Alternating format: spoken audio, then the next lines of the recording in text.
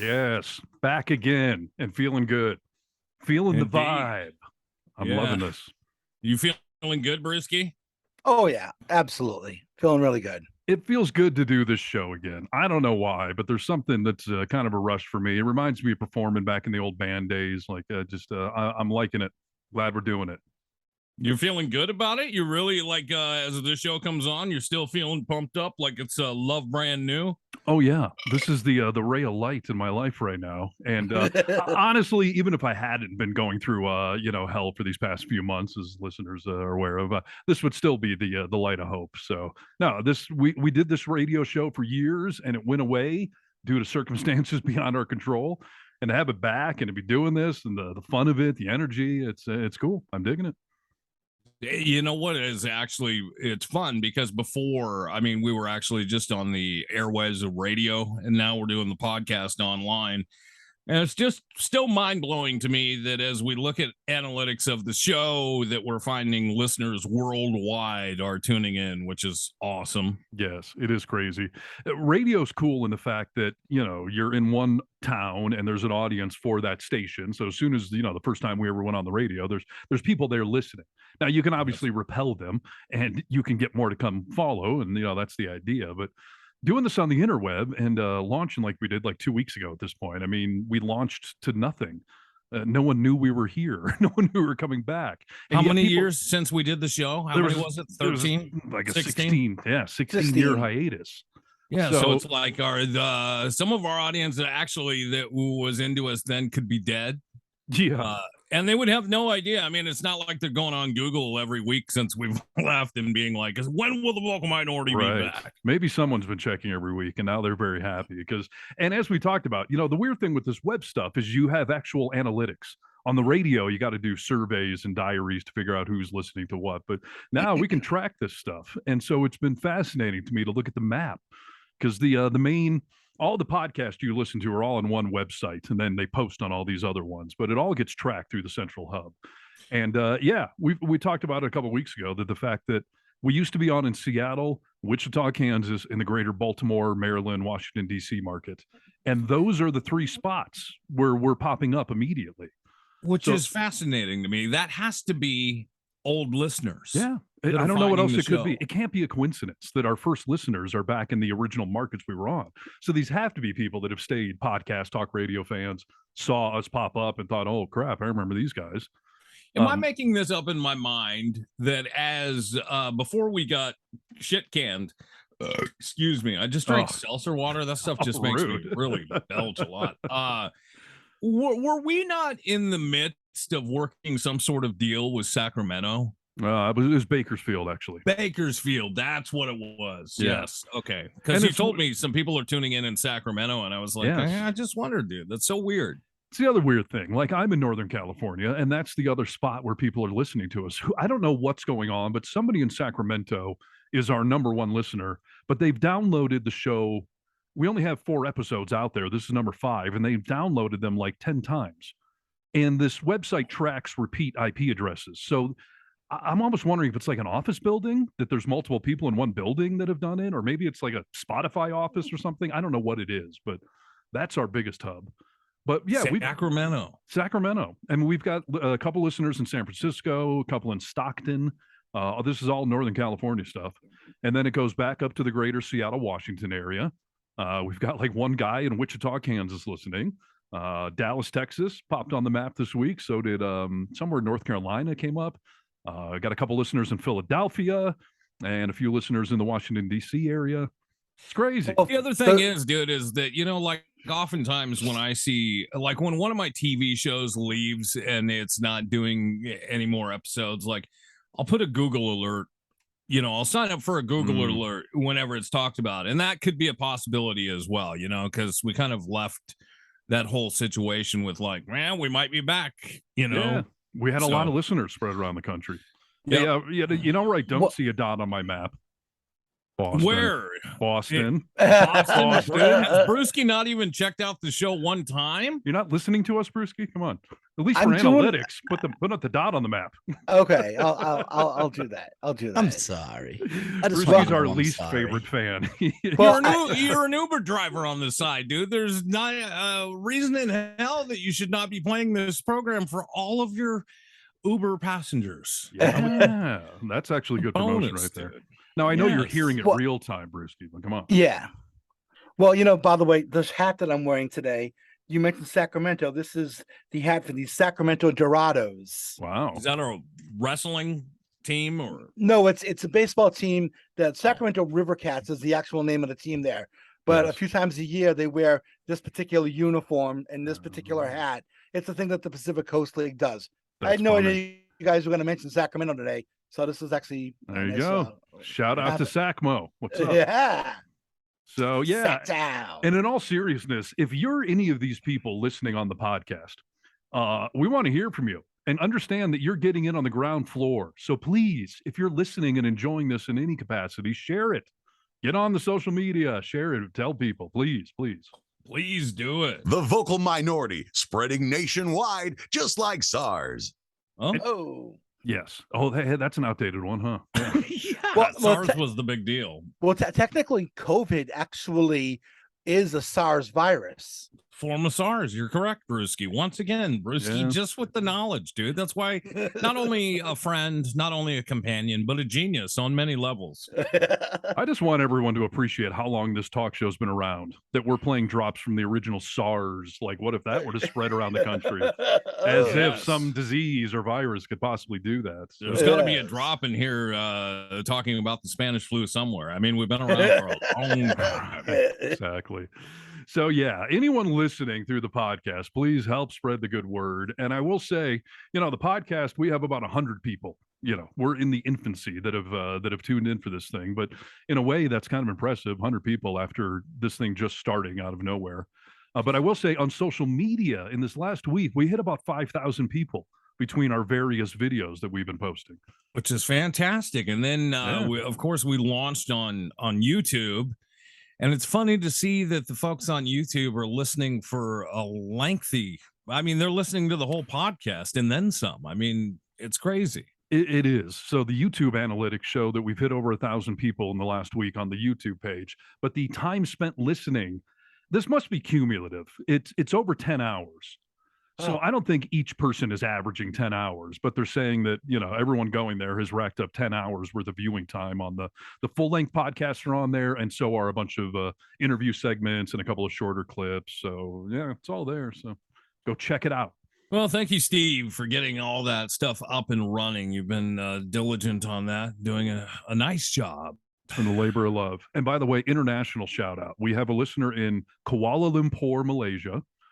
Somebody is still listening in Belgium that we discussed, and Liverpool, England, just popped on the map. Wow, that's a big one, dude. I love that. Home of the Beatles. There's something karmic and magical about that. So Yeah. if anyone's listening right now, going, "Hey, I'm in Liverpool," please shout out to us. Find us on social media. We'd get you on the show. I'd love to talk to you. Right? Rachel's over in London right now. Maybe she's tuning in from over there. Maybe Yeah, we'll like, see. Put a More dot on London. London just so we Yeah. can feel good about it. And yeah, Rachel called last week to defend the Royals. And then this week she's in London. What the hell? She a groupie? Stalker? What's going on there? Yeah, she's over there for work, but yeah, she's Sure. been going out and doing a little touring. So we'll have to see what happens. I don't know. A little bangers and mash while she's there. 7 bangers and mash, dude. One thing that How she dare you loves- accuse her of cheating? What are you talking about? Yeah, Brewski, you should apologize. I'm sorry. I just want you to Bangers know and I'm mash. sorry. Yeah, bangers and mash. Well, you know what? This Does is sound dirty, obviously fantastic. But Rachel and I years ago were in London, and we went to Starbucks, and everything on the menus of places that are here are a little bit different abroad, and they have a sausage sandwich that is like sausage links that are split down the middle and then laid flat. and they make this amazing sausage sandwich at Starbucks. And she talks about it all the time. And as soon as she got there, her first destination before she even went into her hotel was to go get a sausage sandwich at Starbucks. So Wow. she's eating sausage sandwiches every day, dude. She's The living it up. that sounds like a double entendre too. She's doing bangers and mash and eating sausages every day. What the hell, man? I told you she's over there for work, dude. Those Brits, I tell you. Yeah. I found when I was there for my trip to London, which was phenomenal, but the food was just miserable. I was eating at McDonald's and Pizza Hut and Starbucks, American chains. Why? Well, your palate has matured since Maybe then. it has, That was a but long time ago. Come on, all the meat there is gray. Everything is boiled. It's like the 1950s. Never. What left. about fish and chips? You didn't have any fish and chips? I did. That was okay. And the warm beer over there, I actually thought was really good. Someone warned me, all their beer's warm, but it was really good. And it's a great country, but your food sucks. I'm sorry. I'm just sorry. I don't think care you about the gotta go Royals, back, dude. and your food sucks. I've Yeah, really been well, hating on wait. Britain of late. Wow. Yeah, way to get listeners, dude. Sorry. Sometimes upsetting people get some to tune into. So Hey, dude, do we need to set this guest up who's coming on, or should we just do it when he gets on, or how's that going to work? let's just bring him in, and then we can set it all up. I think. Okay, all Does right. it sound like a plan? Sounds like a plan, dude. He's going to be here. We're going to have a guest in a few minutes, and He's yeah. here. I just tagged him in. So give him a second to log in, and then we'll explain who the guest is and what exactly we're doing here. Fantastic. Sip on my coffee. There he is. Hey, welcome to the program, my friend. Thank you for showing up a little early. Oh, we like that. Hydro, is that you? Looks like he's walking around his house. This is kind of fun. Oh, he's connecting to audio now. Now Hydro can probably hear us. Yeah. No, this is the rap poet. I think Hydro will be joining us as well. That's my bro. Oh, right Okay. on. Oh, we're getting two of you for the price of none today. Yes, sir. So what was your name, man? I want to make sure we're calling everyone correct names here. Kaim, the rap poet. RAPOET. The Rat Right. Poet. Okay. Self-suffice on all streaming platforms.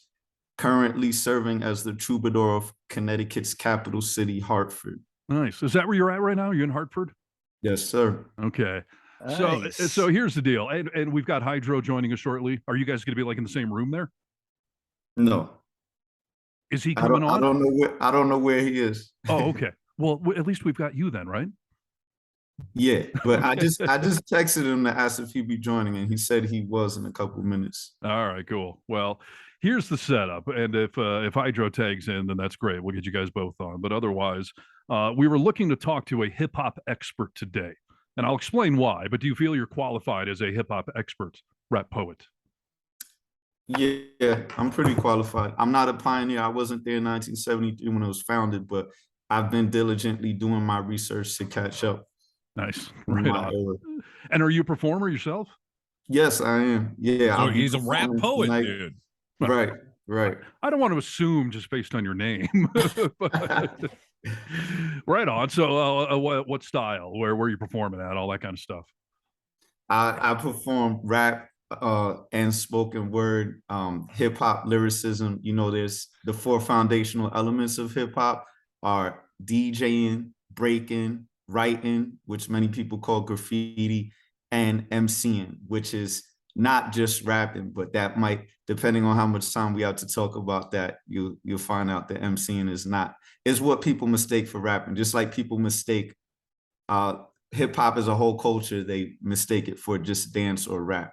I got you. And There's what a lot is of complexities to it for sure. And you mentioned spoken word in there. I gotta tell you, man, as I'm scrolling through TikTok, I've been starting to get a lot of spoken word on my For You page.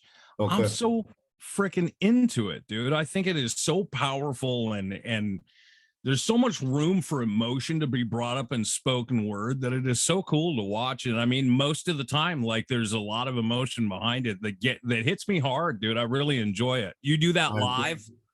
Yeah, we do that live. I'll shout out to Saul Williams. If you're going down that path, definitely check him. He's one of the great people to blow it up to the world. There's a movie called Slam It was like the first feature film featuring a spoken word artist in it. It looked like Brewski familiar with it. And then there's a film called Slam Nation, which documented the slam team with Jessica Care Moore and others who first published spoken word poetry and just took it. And now Jessica Care Moore, you might see her in Common, is a popular Grammy winning artist. He's in a lot of his videos and songs and on the albums of a lot of rappers for the reason that you just said, Nikki, that it opens up Nas album, a Jeezy album, all these different rappers use this spoken word to open up their album because it just grips you before you get caught up in the beat. Nice. It does. It is so incredible how like it is just, I mean, a silent room and that just kicks off. It's just really powerful. Quite an art that I'm really new to, but enjoying what I'm seeing. So I'll definitely check out Slam for sure. That sounds cool. Hey, let me ask you this. Is there a difference between rap and hip hop? I mean, a technical distinction, or is it all the same umbrella? Oh, Hydro. There goes Hydro. Oh, hey, we got Hydro joining in too. Hey, Hydro, say hi to everyone. Peace and love, man. Peace and love. Thank you for having us here. Absolutely. So Hydro is our I suppose our designated hip hop expert, but then he brought the rap poet in as well. Oh, so. yes. That's my big brother right there. I call him Professor X. He is definitely I'm more Magneto than Professor X. Nice. You know, we balance each other out very well, but you're definitely qualified to talk about the difference between rap and hip hop. Yeah, what's the answer to that? Rapping is the expression. It is the art form of rhyming words, of emceeing. It is one of the core 4 elements of hip hop. That is breaking, emceeing, graffiti, writing, which is actually what it's called, writing, DJing, and then the 5th one is beatboxing. But the 4 core elements of hip hop are breaking, which most people would see. B-boying. B-boying, that's like a synonymous word. The B-boys and the B-girls, they don't like to be called B-boys and B-girls. They prefer breaking, but that's what they've actually been called. I'm 51 years old, so I go way back, and that's what we always knew it as. So exactly. Yep. So MCing is the MC. It started off with the DJ at first. It wasn't somebody up there actually rapping and rhyming. It was actually the DJ just getting the party started. So, just to give you a quick history, as I've studied it from KRS-One, who is one of the legendary MCs and educators in this space. Also, Russell Simmons, who went on later on to found from Rush Promotions to Def Jam, working with Rick Rubin, Lear Cohen. So this is a lot of this knowledge I've gotten from hearing them retell it because they were there. So it's very important to get it from the source. I'm not the source, but very much so feel like it is my duty as a practitioner. Well, Hydro, can I comment on something? Like we're doing a series called Domingo right now in Hartford, where they're shutting down entire streets just to celebrate arts in the community throughout Connecticut and in Hartford, which is the capital. And Hydro was the host for one section. So imagine you have a major city street and it's just shut down for blocks and blocks, like say 20 blocks, with just breaks in between so people can still drive through, like maybe every 5 blocks is a break. And Hydro had this one section and he was hosting MCs, dancers, different genres, Hartford Proud drum team, youth dancing and drumming. And so one of the things that I want to make clear is we weren't there in 1973 when hip hop started and was founded, and all these elements were codified in the principles, which are peace, love, unity, and safely having fun, which spells the acronym PLUS. But we definitely live out those and have studied. And when we start getting props of winning battles and as rappers and then realizing what's the difference between an MC and a rapper, we took it seriously. And Hydro, I saw you yesterday, MC stands for move the crowd. MC stands for microphone controller, and MC stands for master of ceremony. So when you're a master of ceremony, you don't encourage the youth in the area to get hurt. You don't encourage people to, we do a little competitive snapping and dancing and MC and everything. But as an MC, you make sure that it's within a realm. You don't match up people who aren't evenly matched and willing to go head to head in that contest, stuff like that. So all of this goes into emceeing, not to belabor the point, but I saw you, my brother Hydro, doing this yesterday, you know, giving all these different voices from youth to old, Latino, Black, white, Asian, different races, giving them a platform, different perspectives. That's what you start to delve into when you talk about what is a master of ceremony. It's someone who's responsible for creating peace, love, unity, and safely having fun through rapping and through call and response. Not lyrical, miracle, empirical in the swimming pool. It's like we could do that and people will be like, wow, he's great with his lyrics. But will people feel like they had a voice? Did they get to shout at some point? Did they feel like someone looked at that at some point? These are the type of things that you start to get into when you talk about what is an MC. It's not that an MC isn't a rapper. It's that a rapper isn't necessarily an MC. I got you. Let me ask you a question that's been bugging me for years, because I play MC at a lot of radio events where I host the thing, right? No freestyle going on, but I hate it when people spell MC EMCEE or EMCE or whatever. Like, it's MC. It's a master of ceremonies. Am I right or am I wrong? I love it. Hey, I love it. I love that. And honestly, I'm okay with both, because the other one seems to be like the phonetic spelling, you know, how it's actually said out. So I've written it both ways, you know, Okay. but definitely love to point out to people that MC is, and then these things that make Right. them. It stands for Yeah. something. It doesn't seem like we should make it into another word. So When you get into what is rapping and hip hop, so rapping is the expression, but hip hop is so much more. You had the 1970s where these youth in New York City felt like they were being ignored. Their self-expression was being ignored. They weren't having platforms or spaces that they were able to be in and safely express themselves. You know, so you had, I got you. how did hip hop happen? You know, as it comes from little KRS-One at the time, watching 1973 in New York, Sedgwick Avenue in the Watching Bronx. Kool Herc. Yeah, Kool Herc's little sister. At the time, he went by the name of Cool As Clyde, because he was a writing artist. He was graffiti tagging and things of that nature. His sister asked him to DJ her party, and he ended up doing it. And it was at a local community center right there. And the little kids weren't able to get in. It was more for the older kids and whatnot, but he changed his name from Cool As Clyde to Cool DJ Herc and started this thing of the jam. And at first that's what it was the jam. And the jam became so big that it spilled outside. Yeah. So then hip hop started out in the park. It's really truthful, because it ended up becoming something that spilled out of a community center right onto the blocks of New York, right into the parks of New York. They would plug up to the telephone poles and things of that nature. And it wasn't really called hip hop until after Africa Bambaataa, who was at the time a gang leader, reformed gang leader, won One of Black Spades. Yeah, won a writing contest, you know, as an award winner, went to Africa, you know, found himself, came back, and that's where the Africa part of Bambaataa came from. And Bambaataa being he was a gangster. So he organized the other gangs in New York to say, hey guys, if we keep up the way we're going, you know, these gangs were supposed to be patrolling our neighborhoods, keeping the neighborhoods safe, because the police, the FBI, everybody's coming in here destroying our neighborhoods. So we're policing ourselves, but now we're no longer policing ourselves. We're the ones actually destroying things as well. Right.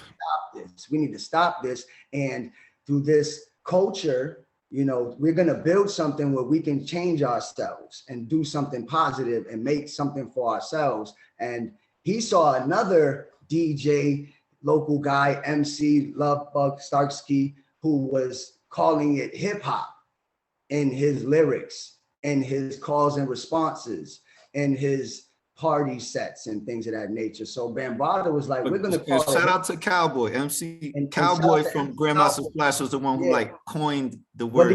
What was it? hey, everybody say ho, ho, hey. Like that's how the call and response started. That was Ah. that was Cowboy, you know what I'm Okay. saying? Right on. So- Let me pause you right there because you're Yeah, starting to get yeah. into the answer to some of my bigger questions here. So, Nick, first of all, I'm feeling good about our two experts here. Would you concur? Yeah, I would. One thing I want to say is I love watching you guys talk about this. I can see the joy and the Oh, love of all of this just like seething out of you as I'm watching you guys. It's compelling. So thank you for being Thank you. here for sure. thank you. Yeah. We're talking with Rap Poet and and Hydro, our hip hop experts. Why, you ask? We're going to do a little segment on the show here called Questions from Crosby. My son is Crosby. He's 12 years old. He's turning 13 actually this week. And every now and again, he's at this stage of life where he's starting to look at the bigger picture and he's coming at me with some profound questions. And he asked me the other day, he basically said, why did black people invent rap? Why is that their thing? Why are they good at it? How did it come from that community? And I had this moment of like, boy, I never thought about that actually. Would you like to hear what my answer was, to hear how insanely either maybe close or how far off I was? I'm ready. I'm on the edge of my seat. Yes. Let's hope I don't put my foot in my mouth here. I was, it's like that Seinfeld episode where they're like, I don't know if we're supposed to be talking about this. Like, I was treading lightly, but We're supposed to be talking about this. thank you. That's the whole point of this show here. So I That's appreciate you great. saying that. We have to have conversation. So I told him, as I was kind of pondering this, like off the top of my head, I'm like, well, listen, the one thing all cultures have in common is we all love music, not the same kinds, but every culture loves music. And some cultures seem to sort of, I don't know, channel this energy that comes from their community. And I was saying, like, if you look at like sort of tribal music, it's based around a basic drum beat and not quite singing. It's some form of almost chanting or something. And that's something that a lot of, indigenous cultures just on their own, it sort of grew out of that community. And I said, rap seems to me to be a similar thing, where in an underdeveloped part of a city where the local kids may not have the money to, or the parents probably didn't buy them a guitar and a drum kit, or they didn't have good music programs in school that exposed them to instruments, that particular community developed a form of music that was based basically on beats and not singing per se, but not spoken word either, somewhere in between, some type of urban poetry. And it just sort of grew from that and seemed to become something unique to that community and culture that then obviously expanded, but it started there. So rate my answer. Was that ignorant? Was I right on any part? What do you think? I think you definitely touched on different pieces. When me and Kaim, Rap Poet, talk about hip hop as we know it to be, we're starting from around the 70s, right? Yeah. But if we take it back further, you touched on some things before there was that, there was those drums, there was that chanting as a method of conveying stories and history and also messages, knowledge and information. Also, as we being hip hop MCs, further our studies on just knowledge. We find that sound and sing song has existed probably as long as human beings have, and has existed as a way to convey messages, not only to come together as a community, but also to keep that tradition going forward. And I think it has just happened that we in this present day and time have found this art form as hip hop, but Yeah, come from many. I agree. and I the think draws- it also depends what levels. Like just from the beginning, we talked about what is a rapper? Is a rapper hip hop? A rapper is definitely part of hip hop. But then we said, what is an MC? And you could see it could get quite deep, right? Down at, depending how far you want to go. Now, for me and Hydro, we're MCs, we're dedicated to the culture. When it first started out, a lot of people were DJs and MCs and graph writers. They were doing all these things. And shout out to everybody. Shout out to LL, who just talked about all the contributions of pioneers. I am overwhelmed just by studying this sliver of the lane of MCing alone. So I respect everybody else. We always bring the B-boys and B-girls to our shows and everything like that, and work with graffiti artists and so forth. But I know that like it's so overwhelming just to study each part of it. And Brewski and Hydro referenced earlier, you know, when you were asking about MC, spelled MC versus MC, right? So technically you could say, look, hip hop has MCs just like anything else has MCs. But once you start going into it, like you said, there's a reason why we say MC. There's a certain responsibility and a code that goes with that. Are you the master of ceremony? Are you somebody that just got a check for it? Or are you somebody who cares about the young people and who's your audience? And you're not performing the same way to a group of people in one neighborhood like you are in the other neighborhood. You're not performing the same way when we just lost somebody's aunt to breast cancer as you are when we're celebrating someone's wedding. An MC is responsible for what they're doing in the ceremony, and you're moving the crowd, which means you don't say, oh man, this crowd is like horrible. Like if the crowd ain't responding a certain way, as an MC, you're call and response. They giving you energy, you giving it back, right? Sure. But even in the spelling, besides just saying we use the letters MC, like Hydro and Brewski were saying, MCN is not MCing ING in hip hop culture. We spell it MCIN, breaking, IN, B-boying, like Brewski was saying, B-boying, B-girling. We add a IN, it, depending on how deep you want to go down. But Sure. one thing it's signifying is like this started, like you said, in different tribal, there's just these universal collective unconscious urges people have, but particularly in the South Bronx in the 73, what was happening was there was a flood of heroin going in and then being replaced by crack, which was extra cheap, extra easy. It was very tempting for people whose buildings were being burned down. They built the Cross Bronx Expressway through this neighborhood. It was rubble, it was junkyards. And these kids were basically the way the politicians and the politicians are on record documenting that they had what was called a policy of benign neglect, which means we're going to officially not send cops to help people in this community. We're going to officially not create policies to help them because technically we want we don't really care about these people. They're expendable. So in this particular time, it was like we've seen cultures around the world, but I think the reason why it's going to be 50 years old next year is because it was created in a crucible where these people were expected, our ancestors were expected to kill each other, become drug addicts, and make money off of incentive, what I call incentivized dysfunction, meaning this wasn't just an accident. You were getting paid to create drug addicts in your neighborhood, and you had not many other ways. The schools were shutting down. They were taking the arts out of the program. I know I'm saying a lot of things, but just follow the gist of this, which is that we add a IN onto MCN, B-boy and B-girl and break-in, write-in, DJing, because the idea was regardless of what's happening around you and what externally you're being told to do, and anything is created, you have an in, an X, and a re, meaning just like you breathe, there's an internal, there's an external, and then there's respiration, there's a repetition. And our founders, to their credit, in the midst of all this craziness and drugs and violence and being meant to kill each other, they realized, oh, there's something within us that will produce something greater than what's outside. And they did that. And we started to see through the following decades, you had people where you was considered a poor neighborhood or, whatever lower class society. Now you got people paying more money for rips in their clothes and baggier jeans and jeans hanging down.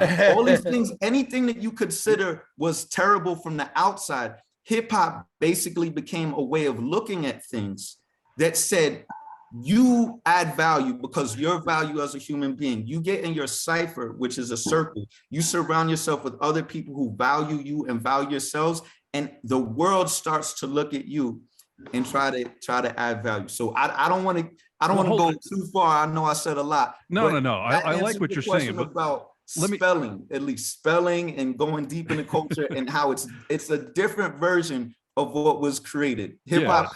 No, you're starting to paint a picture. I get it. But let me ask you, or Hydro, like, are you saying that hip hop sort of coincidentally or accidentally came from this circumstance of culture, is everything you were just describing?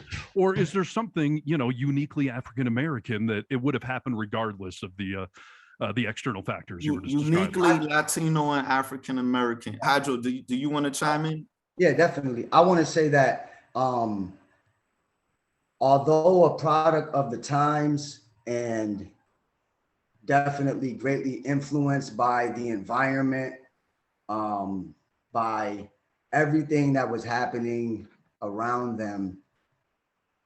Yes, those conditions put certain people in a certain place. So you had gangsters, you had nerds, you had regular people. You had people who bought into the American dream. You had people like DJ, you know, this style of DJing and stuff also came from Jamaica, and Jamaican parents are very, very strict and on their children. Caribbean folks, you know, most parents, period, they want their kids to become something and do something. And a lot of the youth in New York were seeing that they had knowledge to do something. You know, you had Grandmaster Flash was an electrician who could not get a job. So he said, I'm going to DJ to make money. He created the first mixer. Certified electrician. There would be, the way you think about DJing today would not exist. Would not exist. You know, before, guys were mixing records manually with amps and all kind of stuff. And I just took some notes here before I came in, but you know, he did something profound. There were people that were very intelligent and could do something, but they weren't being given that opportunity because of the racism and prejudice that existed at the time. So what they said was, all right, we're going to do something else, but we're not going to sell drugs. We're not going to keep doing this stuff that we've, you know, is a destructive alternative. Like, we need to do something else. And off the back of the parties, when you at a party, people start dancing and stuff, right? And after a while, somebody at that party does a move or something, and it's like, oh, what move was that? And it, oh, man, that was whatever move or whatever, you know. So then people started the style of music. They were finding breaks in James Brown records and Apache by the Bongo Band, and playing these for hours. These were the only records they would play because it had those breaks in there. So then after a while, these guys are looking for these records. So now you're getting a style of dance. And now all these guys in the early 70s looked up to Bruce Lee. They looked up to that discipline. They looked up, guys were walking around the hood dressed up like Bruce Lee. This is not me telling you. This is KRS and everybody else at the time, both in New York and in LA, saying this. Like, guys in the hood were looking at Bruce Lee, and he had the black guy with him, Jim Kelly, and it was like, whoa, man, this dude is fighting against the police, doing all this kung fu stuff. So guys, that's where Wu-Tang got it from. They were going down, watching movies and stuff. And so this type of, these type of things gave the culture the early seeds. And then as that happened, so okay, now we got a dance style. Okay, now we got the MCing style thing going. Oh, we got these guys are making these beautiful murals overnight in the train yards in New York, you know, and they're flying by during the daytime, and they're like, yo, that's me up there, man. That's my piece right there. And then you had the beatboxing when they didn't have their own beats, or they, you know, oh man, where's the DJ at? We don't need a DJ. Right.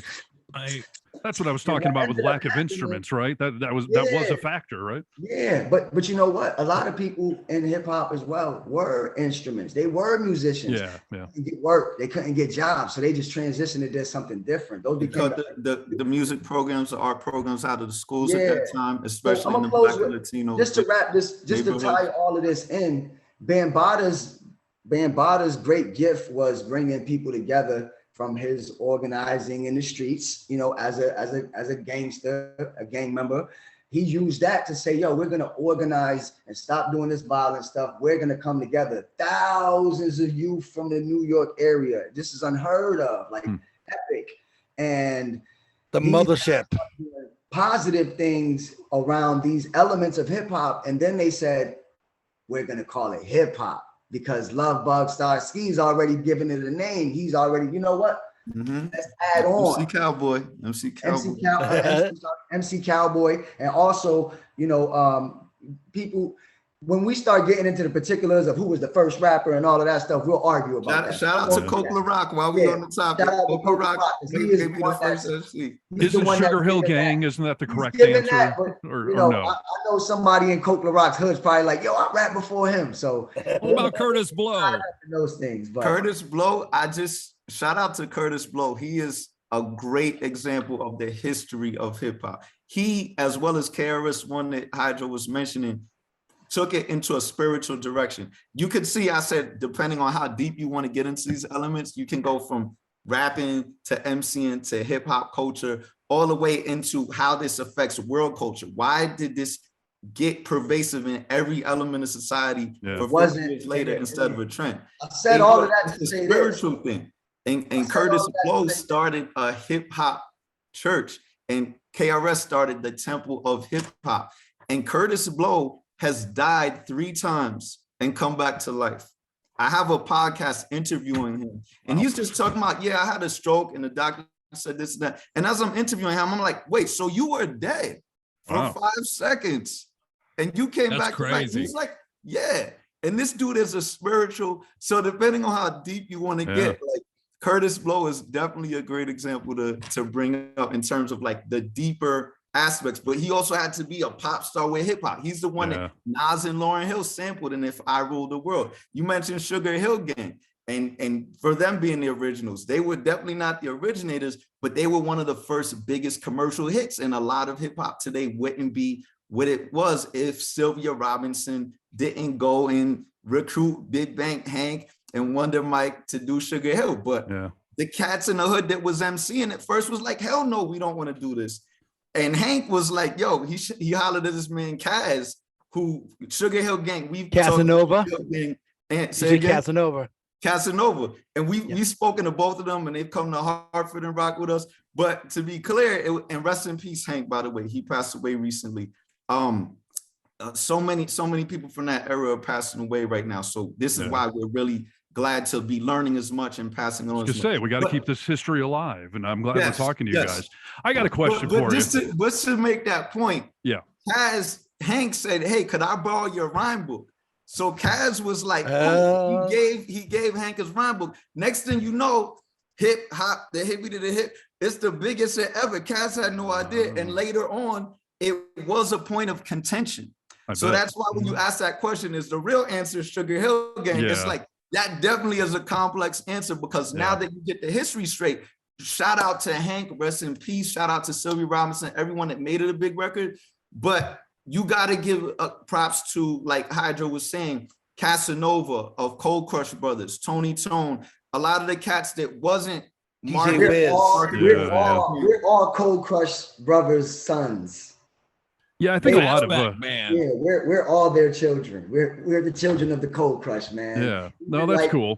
Seeing all those guys, like y'all remember when Jay-Z said, "I'm overcharging people for what they did to the Cold Crush"?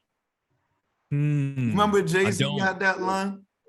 That's what he was talking about. He was talking about how it was his rhyme book that got used in the Sugar Hill Gang, and they got. So Jay-Z said, well, now I'm gonna take this big. So maybe that helped inspire him. But at the same point, I don't know how much Jay is like funding the Cold Crush or paying them, but I think in some ways, cultural capital, he's definitely giving them their recognition. And that is a lot more valuable than people think. I think, so for my official, music trivia question, I guess it's Sugar Hill Gang, but with most forms of art, they usually found it somewhere else and they led to this, but they were the first, I guess, go mainstream or had the first big hit or whatever. But let me ask you shout out to Fresh Prince, Will Smith too. He's getting a lot of heat right now, but I think he was the first to get a Grammy in hip hop, right? Will Smith and Jazzy Jeff. Are you saying he's been overlooked? Run DMC didn't have one before him? But maybe, I don't know. Are you telling me? I know they did with Aerosmith. They had a hit with Aerosmith, right? Well, but even before that, when you go back to their first album with Rockbox, I'm sure that they didn't have a Grammy for that. Let me do my research on that, because I know that was the first time they put it on like MTV and a lot of the video channels, right? Yeah. I hope Will Smith's not being overlooked. That would be a real slap in the face. Steve Harness is going into the realm of battle rapping, Hydro. All right, gentlemen, here's a question for you. I heard an interview, a quote. I don't know if this was recently or years ago, but it was with 50 Cent. And he was talking about, and I'm paraphrasing him here, but he basically said that, hip hop rap is absolutely a commodity of the Black community. It's like, we started it, we own it. But If you tell me that Eminem is not one of the best rappers out there, I'll tell you that you're just being disingenuous. So what do you think about that? That this did, as we've been talking about, start in the African American community, but as you mentioned, it's expanded beyond that. Is that a good thing or a bad thing? What do you think about someone like Eminem? Me personally, Eminem is one of the greatest people to ever pick up a pen and start writing rhymes and reciting rhymes, rapping, battle rapping. He's been an inspiration to me. Eminem is definitely someone that has, when he made his mark and was coming up, he was beloved in the hood. And I remember someone in the hood, this will paraphrase my answer and give you a bigger overview. I remember someone saying something like, yo, you heard that new Eminem? And somebody was like, look at that white dude, man. And one of the gangsters in my hood was like, yo, you bugging. You hating right now. Yeah. Home could rap. Home tough. And Eminem opened doors for people to be different, for people to be able to express themselves, because even though he is a white MC who doesn't shy away from being white, who doesn't shy away from the fact that he has been privileged at times from being white. But what he did do was walk through that door and pull other people through that door that weren't white. And also made it to where other MCs that are different in the way that they express themselves, that's all we care about in hip hop. Are you dope? Nice. I don't care what you look like. I don't care what you dress like. Nice. Are you dope? Because the weirdest person in hip hop will create their own style, their own fashion and stuff. So to answer your question, yes, Eminem is dope. I'm happy that he's here. The bad thing is when you get one dope MC, you get a bunch of clones. But that happens. Every dope MC gets a bunch of clones. But And I mentioned, y'all might have heard me say the term the cipher early on. Everything in hip hop is done in ciphers, either a physical circle where people take turns, or in a cyclical nature, like in terms of a graffiti wall, where it's not a circle of brick walls and buildings, but there's a cyclical nature in which the protocol allows one artist to go up, and then the artist that follows them has to meet or exceed in some way. Meaning they either have to go higher on the wall, they have to add more colors, they have to do something that's more dangerous. You can't just scratch somebody out. And that's, again, the difference between people talking about just graffiti and hip hop writing graffiti, right? So again, I'm not going to go all into the details. That's probably for a deeper research, but just repeating redundantly to tell you, like, there's protocols that make something hip hop culture versus what you just see on the outside. And with you're talking about two things when you talk about Eminem. One is, you know, taking a culture and then bringing people who weren't originally part of it as it grows and expands across the world and across time and generations. And the other is you're talking about just race and class in the beginning, okay? So just briefly, I want to say that there were white people involved in hip hop from the beginning, from what I understand. Because when these cats was, you know, hopping trains and doing graffiti late at night, and there was white flight from the South Bronx and stuff like that, you always had people like the BC Boys and numerous producers who I won't get into, but who were at these jams. You had MCs like MC Search was one who would come in, and the thing was, he would come to a place where predominantly Black and poor people were, and it was like Hydro said, oh, you showed and proved. It's not just like, oh, I rap really good. It's like, damn, you came to a neighborhood where people say, you're not allowed to go there, Mr. Search, don't go there. Those Black people are not nice and they sell drugs. So you always had, you know, people who would come to the hood and say, look, we're human. I got love for y'all. If y'all got love for me, let's rock together. And that's part of what hip hop is that they don't even really touch on. There was a show on Netflix called Pass the Mic. It was like episode 4, season 4, or something like that, of this Netflix series on hip hop, but it's called Pass the Mic. And he talked about this cipher and how everyone could get into it. I don't steal this from me till I write my book, but I have a term which I call rotational exclusivity, which is what Hydro says. I'm jacking it. I'm always if you're nice, like shout out to my homegirl Invincible from Detroit, Michigan. She's a white lesbian MC. She's crazy and she destroyed a cipher, meaning she raps really well as anybody else. And when she's there, everybody is pushing the white lesbian agenda for her 45 seconds. And then she passes on and the misogynistic dude from somewhere else comes on. Everybody's cool with the misogynistic dude, because in hip hop, it's not really about that agenda. It's about the unity. Again, the principles are peace, love, unity, and having fun. Once you create that unity and that cipher, then we know we can communicate to each other. Okay. Yeah. So that's what I want to say. Like there was Black, Latino, there's white people, there's Asian people. Shout out to all the Filipino DJs and B-boy. Like from the beginning, there was a lot of them, but they had to be willing to consider Black and Latino people as human, which was going against every bit of propaganda you had if you were not Black and Latino at that time. Yeah. But real quick, to get back to Eminem, Eminem was not the first white person and won't be the last person in hip hop. When we talk about Eminem, like my brother Hydro talked about, we're talking about something else besides being included. If you always had white people being included from the beginning, what's particular about Eminem is his level of excellence in MCing and his level of bravery in going to Black and Latino and lower class neighborhoods and treating people as human. Mm. The things that we don't talk about when we're talking about is a white rapper okay, it always hurts me, and it hurts a lot of Black and Latino marginalized people, because it's like Black Lives Matter. It's this undiscovered conversation that people don't want to talk about, which is we're not talking about Eminem because he's just in rap. He's ridiculously nice. He's one of the best people to ever touch the mic. To this day, people can't mess with him. But we're talking about him because you get the sense that he loves people who are Black, Latino, Asian. He loves all people, and he respects that Black people came up with this in conditions that it wasn't polite to come up with. And don't get it twisted. The reason hip hop culture has lasted 50 years is because it gave people who were told they were the bottom of society, right?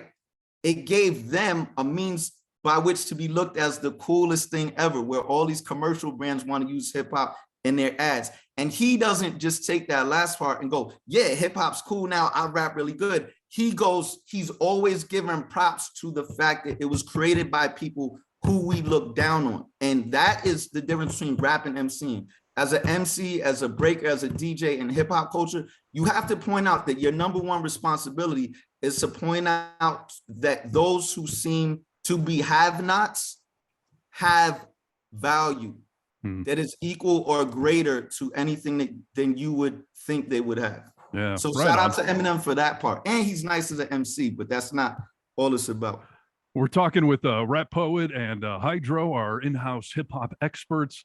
Nick, Bruce, I got one last question, but you got any thoughts for the gentleman here? I'm fascinated. I mean, I could listen to it for a long time. I took some notes down. I'm going to watch some more stuff. I hope we could talk again sometime as I watch more of the stuff that you've mentioned. I made some notes and stuff like that. Like, I'm just fascinated with it all. Like, I didn't know it was so complex. I mean, I knew a little bit of it, but there's a lot of complexities to this whole art form. The inclusivity of it all and the respect of it all, I love. So, yeah, I appreciate you guys being on today. And, yeah, like I said, I'm fascinated by it. Yeah. Bruce, I was telling the guys before the show started, there's a great documentary that you can find on YouTube from VH1 called New York 77, The Coolest Year in Hell. And there is a law. I mean, they talk to Bambaataa, they talk to KRS-One, they talk to Kaz, DJ Wiz. They talk to everybody in there, and that's part of like the whole year of New York in '77, which touches upon the city being bankrupt and the kid and no money for schools and no police and that sort of thing. So if you guys get a chance, check out that documentary if you haven't, because I think you guys will really dig it. Nice. Yeah. Well, we all have a good reading. Drop the name in the chat so I can see.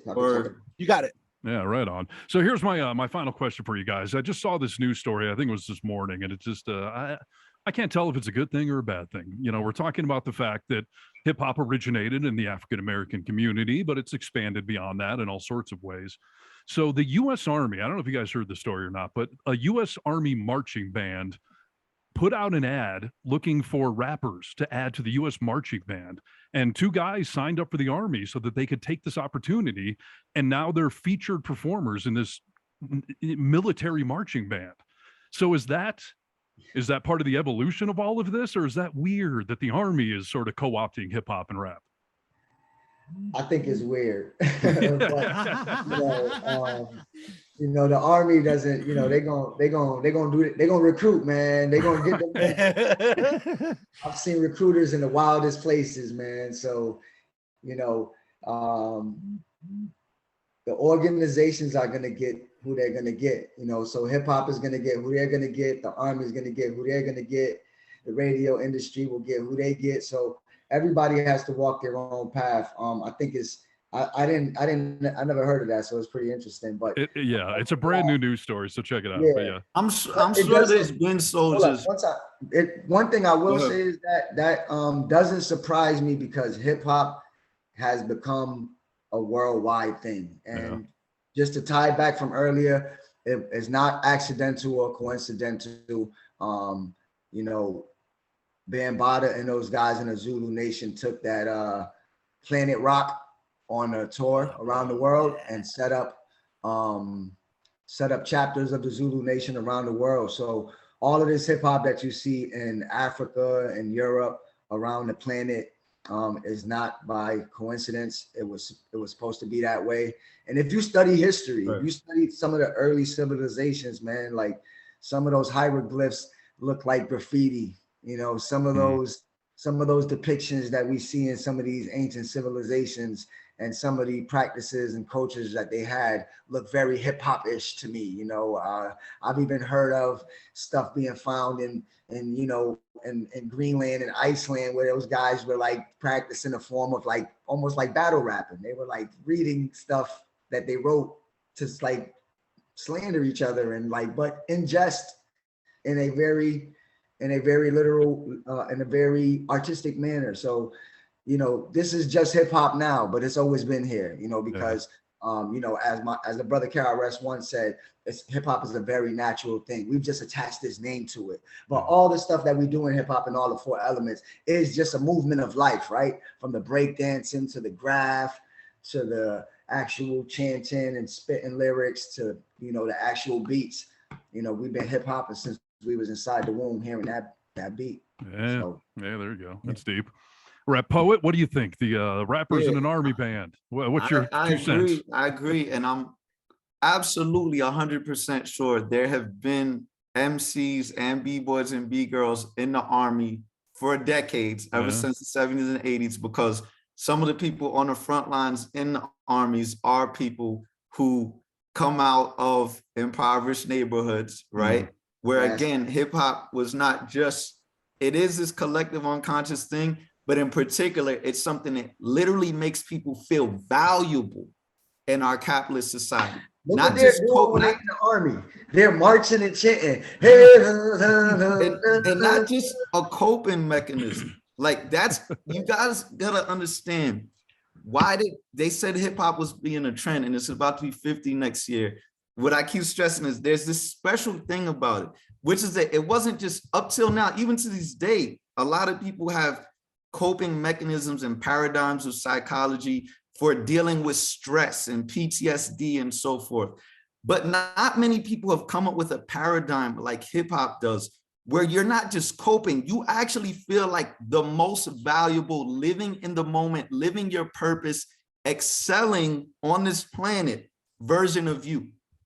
That's what hip hop does. When you're in a cypher, when you're dancing, when you're rapping, when you're doing graffiti, it makes you feel like, oh, damn, I'm in the projects and I'm less, but I'm getting by. No, it makes you feel like, damn. And that's why other people have wanted to come to the projects and to dangerous neighborhoods and to poor places to get a stamp of approval from hip hop artists, right? So we know that a lot of people who join the military are looking for a way to get their college paid for and make money and don't have a lot of options, and they go to the military. So of course, a lot of people in the military are familiar with hip hop and probably got some nasty MCs and all that. Now, the matter of officially the Army recognizing hip hop in that way is like anything else. It's good and bad. It just raises the stakes, right? On one hand, you could just have somebody who's whacking it like, yeah, I'm hip hop, I'm rapping. I don't know if they said hip hop or rap, but we already established the spectrum of that. But if they're claiming hip hop, we know that hip hop's principles, like I said, peace, love, unity, and safely having fun, right? Well, when you ask people outside of this conversation what hip hop is, what do they say? Sex, drugs, violence, and money. Exorbitant, wasteful money, right? Yeah. In hip hop, we draw an arrow from sex to love, from violence to peace. From each of these sex, drugs, violence, and money, we draw a one-way arrow to peace, love, unity, and fun, because we're trying to decriminalize youth and people who are caught up in these things. They're just into sex, they're in drugs, we know that there's a human urge that is universal: peace, love, unity, and fun, but not everybody sees access strategies, right? So when you look at breaking, MCing, DJing, writing, like Hydro said, beatboxing, we also have knowledge, educating, which we're doing with each other right now. People also include street fashion, right? You see the fashion in hip hop. Some have even gone up to a 10th element, health and wellness, how far you want to take it. But it all has this thing in common of, are you showing people that you have an inner value that is more important? And our US military at least spends way more money every year on tools of war than they do on tools of education. But what is the justification? We're trying to create what? Peace, right? We need these weapons and these tools for war for peace. Well, what hip hop does is we create these ciphers where you don't just say, everybody be nice to each other. No, the b-boys and b-girls, they flipping each other off, they getting in each other's space. The rappers are doing this, and outside it looks like, oh, this is so terrible. But no, in boxing, in basketball, and football, what do you do when someone comes to scoring your point? You block their way, you try to steal the ball from them, you try to hit them. And MCing and dancing and hip hop culture, you let them do whatever they want to do while it's their turn. It teaches you to let people express and not criminalize them for being angry, for being sad, for wanting to be competitive. And then when it's your turn, you respond and you get in their face and you do whatever they want. And at the end, you piece it up, which is why hip hop is one of the best paradigms for nonviolent response to impression, which again is a whole other radio show and a whole other lecture. But if the military can tap into what hip hop really does, how it decriminalizes people, how it finds commonality between white, black, and everybody since the beginning in these ciphers, and how it says, look, we see that sex is an expression towards love. You want connection. We see that money is an expression towards value. If there's other ways to be valued, everyone doesn't need to be so money hungry about the price per se. Yeah. Right. Listen, if the military can get into that, then go ahead. Let's cause more peace. These are some deep thoughts. I like what you're saying. We'll just have more rap battles and less war. And you imagine? Right. That'd be a good thing. Wouldn't that be a fun way? Vladimir Putin and Joe Biden. That's where we're going.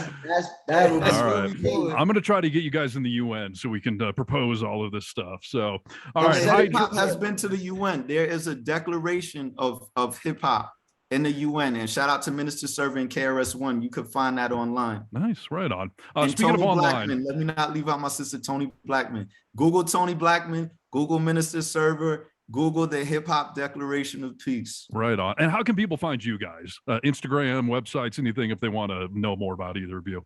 We are a rap group. We're part of a rap collective. We've recently connected, but we have individual ways to find us. I am at Hydro, HYDRO, the number 8 SIXTY, Hydro 860. That's on all social media platforms. And I'm also part of a 4-man rap band. So much, Eminem influenced me to get my own rap band. Nice. So I have the backpack. You can find us making, spreading peace, love, unity, and safety, having fun, one boom bap rap at a time. And that is the Backpack, THEBAPPACK on all social media platforms. Album be ready on the way. Nice. Boom, Super cool. back, Rap Poet, how back. do we find you? Just simply R.A. Poet, 1P, RAPOET. That's Twitter, that's Instagram, and I think Facebook is the Rap Poet, like how you have the backpack. Yeah, But yeah. yeah, I'm Very out cool. here and I gotta bounce to this show tonight, but it's been really an honor, and I really appreciate the diligence that y'all have spent. Brewski, I could tell you did a lot of research, what we call primary research. You know, you can't just talk about hip hop, as you know, Brewski. Like I heard what you said. You kind of a lot of people talk about objective research. That's not real. There's a lot of racial and class issues that come together with unrecognized prejudice. So when you jump in a cipher and you engage in honest discussion like y'all gentlemen have today, that's a hip hop conversation. We demonstrated that element of knowledge in hip hop. And I just want to say it was an honor to be here, and I'll be glad to connect with y'all in the future. Absolutely. It was an honor to have you guys. I love having an open conversation like this. I hope some people learn some things. So yeah, let's keep it going. Next time we have an issue like this, I'd be happy to reach back out to you guys. Yeah, it's getting cold out here in Connecticut too, man. So I might have to take and come see you in studio. Send some tickets, yo. There you go. Hey, I'm up in Boston, so I know what you're talking about with the weather. Okay. Listen again. Shout out, Boston. I'll be in Boston starting October 5th to do some teaching at the Frederick G. Pilot Middle School with Pendulum Inc. That's Mickey Fax, the great legendary Mickey Fax, Grammy Award winner for his pen on Kanye West's masterpiece Donda, and the great battle rap legend Chilla Jones from Boston. Chilla Jones and Mickey Fax have created a school for lyricism. I am a 41-year-old student of the game, so I wanted to step my pen up even further than where it is now. And now I will be teaching these techniques and hip hop writing to youth in the Boston area. So I'm very excited. Nice. Brewski, I'll connect with you, man, so we can get together while I'm over here. Sounds awesome. Thanks for doing that. Appreciate it. All right, gentlemen, we thank appreciate you so it. much. Yeah, appreciate you all very much. Appreciate it. Have a wonderful day. I'm sure we'll talk again soon. Yes, Absolutely. yes, indeed. Yeah. Yes. Please, we'll right. stay connected via email and all of that stuff. But Yeah. definitely love this, man. It's very special when people bring you into their platform, bring you into their cipher. Thank you for bringing me and Rap Poet into your cipher, and in turn, we brought you into our cipher. And We now appreciate it. we'll keep that going because There you a go. circle doesn't stop. It doesn't have a beginning nor an ending. So we'll Yeah. keep the There you conversation go. Round and round we go. All right. I Oh, super well, appreciate gentlemen. it. Rap Keep it Poet, going. take it easy. We will all chat another time. And yeah, all right. Well, there you go. What a What do we- conversation, dude. That was quite a conversation. I mean, I think it went a lot deeper than you were thinking it was going to. Yeah. yeah, for sure. Yeah, that was questions from Crosby. That's my 12-year-old son that just sparked that hour-long chat about culture and hip hop and racial tensions and issues and everything else. So yeah, there you go. I love the I love the vibe of the whole conversation. I mean, I was only wondering, when their cameras popped on, I was like, oh, what are they thinking we're going to be actually talking about here? And they see the three of us and they want to have the conversation, and right off the bat they made the comment of like, hey, these are the conversations that we need to be having. I appreciate that, dude. I was compelled by everything that was happening in that. I was a little bit lost in it. I agree. In a good way. And yeah, for sure. It can be a little awkward for a couple of white dudes to try to have a conversation about hip hop culture and why it started with, the black community and all that. And Shouldn't be. well, that's my point though. Like, this is why we do it, so that we can put this kind of stuff out here and destigmatize it and show that, we're all humans, man. Like, let's talk music and all that stuff. So that's cool. And Brewski, I didn't know what a hip hop expert you were. You got a few shout outs there. You feeling good about that? Well, I mean, yeah, it's cool. I wasn't trying to like show off or anything like that. It's just something that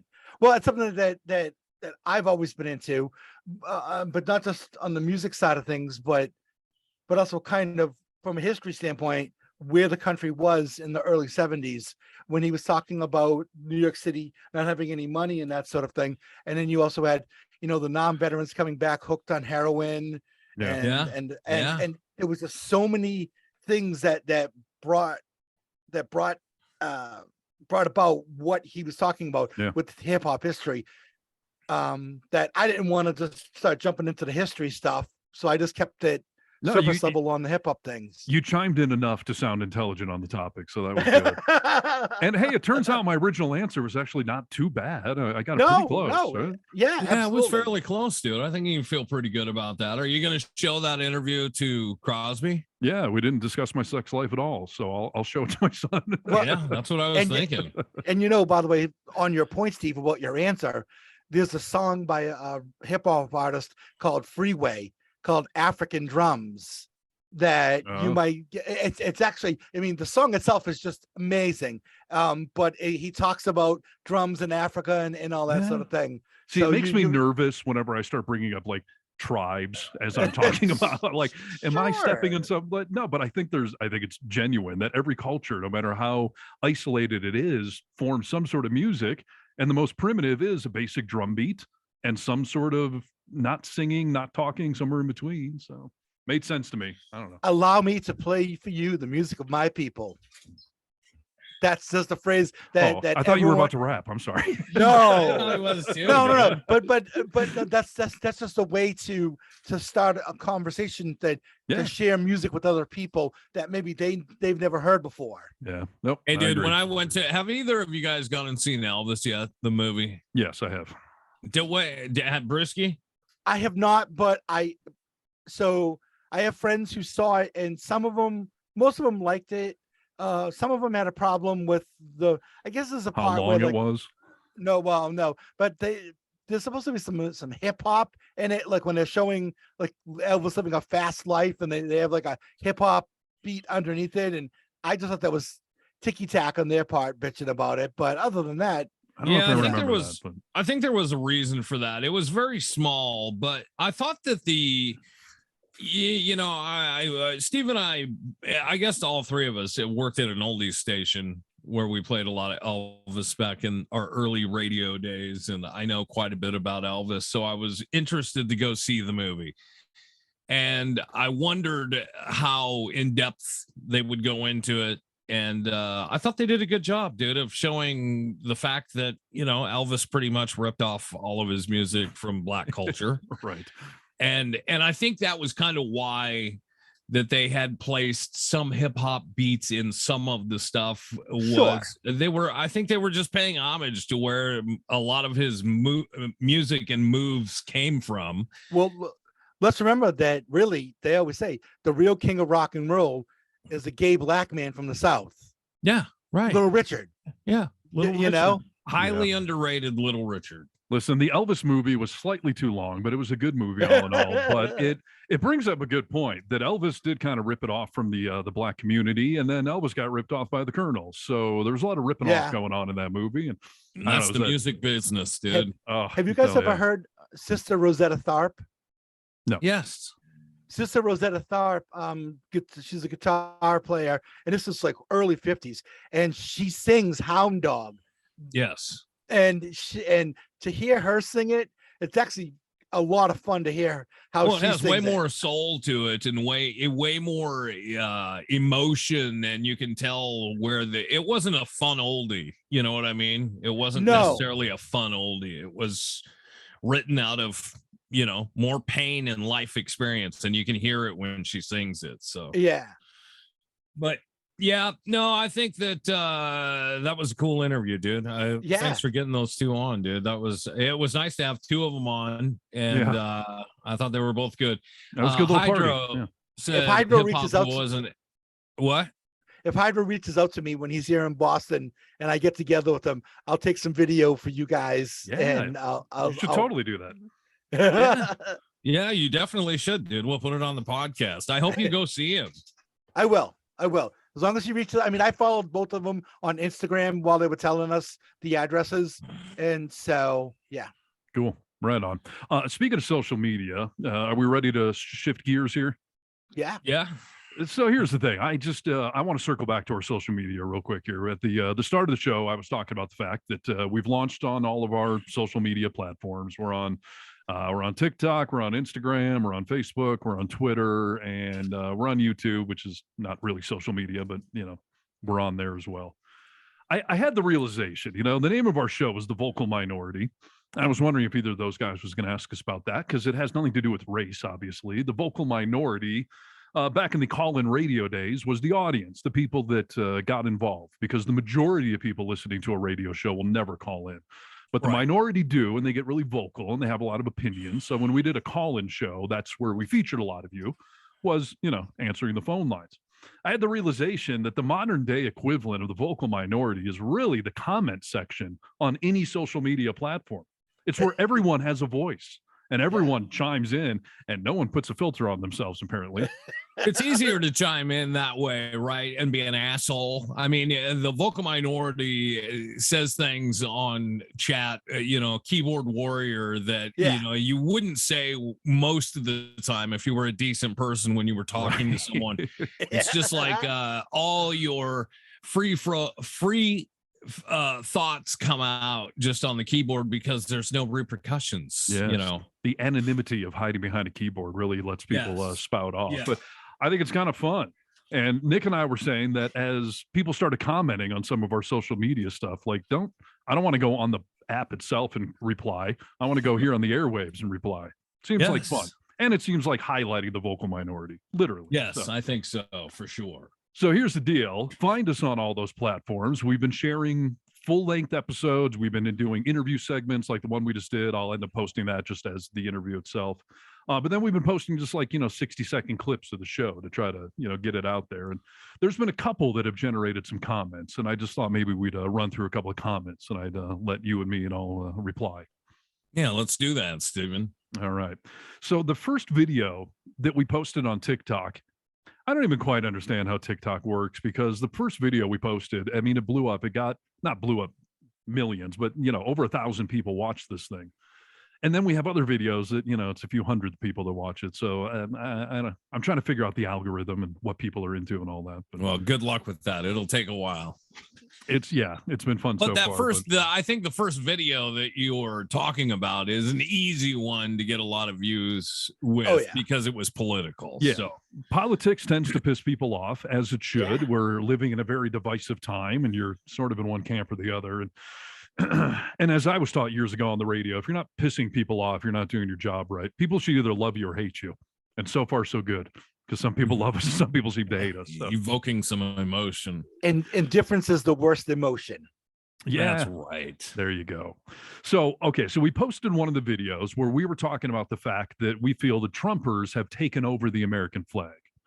That when you see a flag hanging out the back of somebody's pickup truck, damn well they're a Trump supporter and not a Biden fan or whatever. Am I right? Sure. Yeah. Yes. When you see a woman at the river wearing an American flag bikini, that she's probably more than likely a Trump supporter. And by the way, wearing the American flag, Brewski, is that a violation of the flag protocols? Absolutely. It's a complete violation of flag code.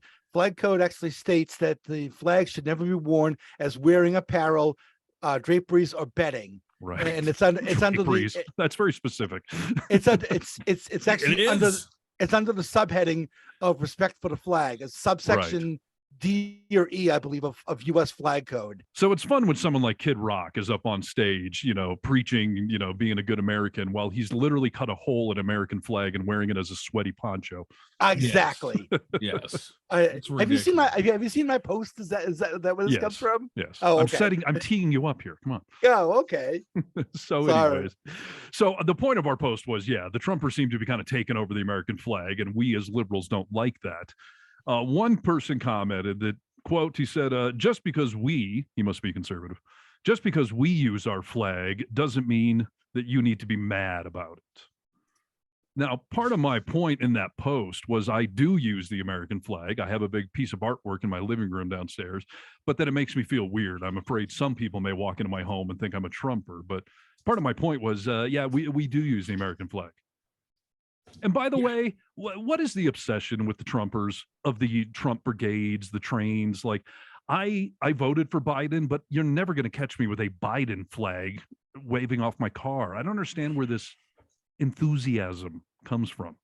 Well, it's trashy, dude. I hate to be a dick, but it's trashy, right? And I mean, it's cult-like. it's a sign of worship. I mean, it's really just emotionally sick. I think it is. Why would you ever have a flag of an American flag, or don't tread on me, or, why would you ever put those on the back of your pickup truck and cruise down the road?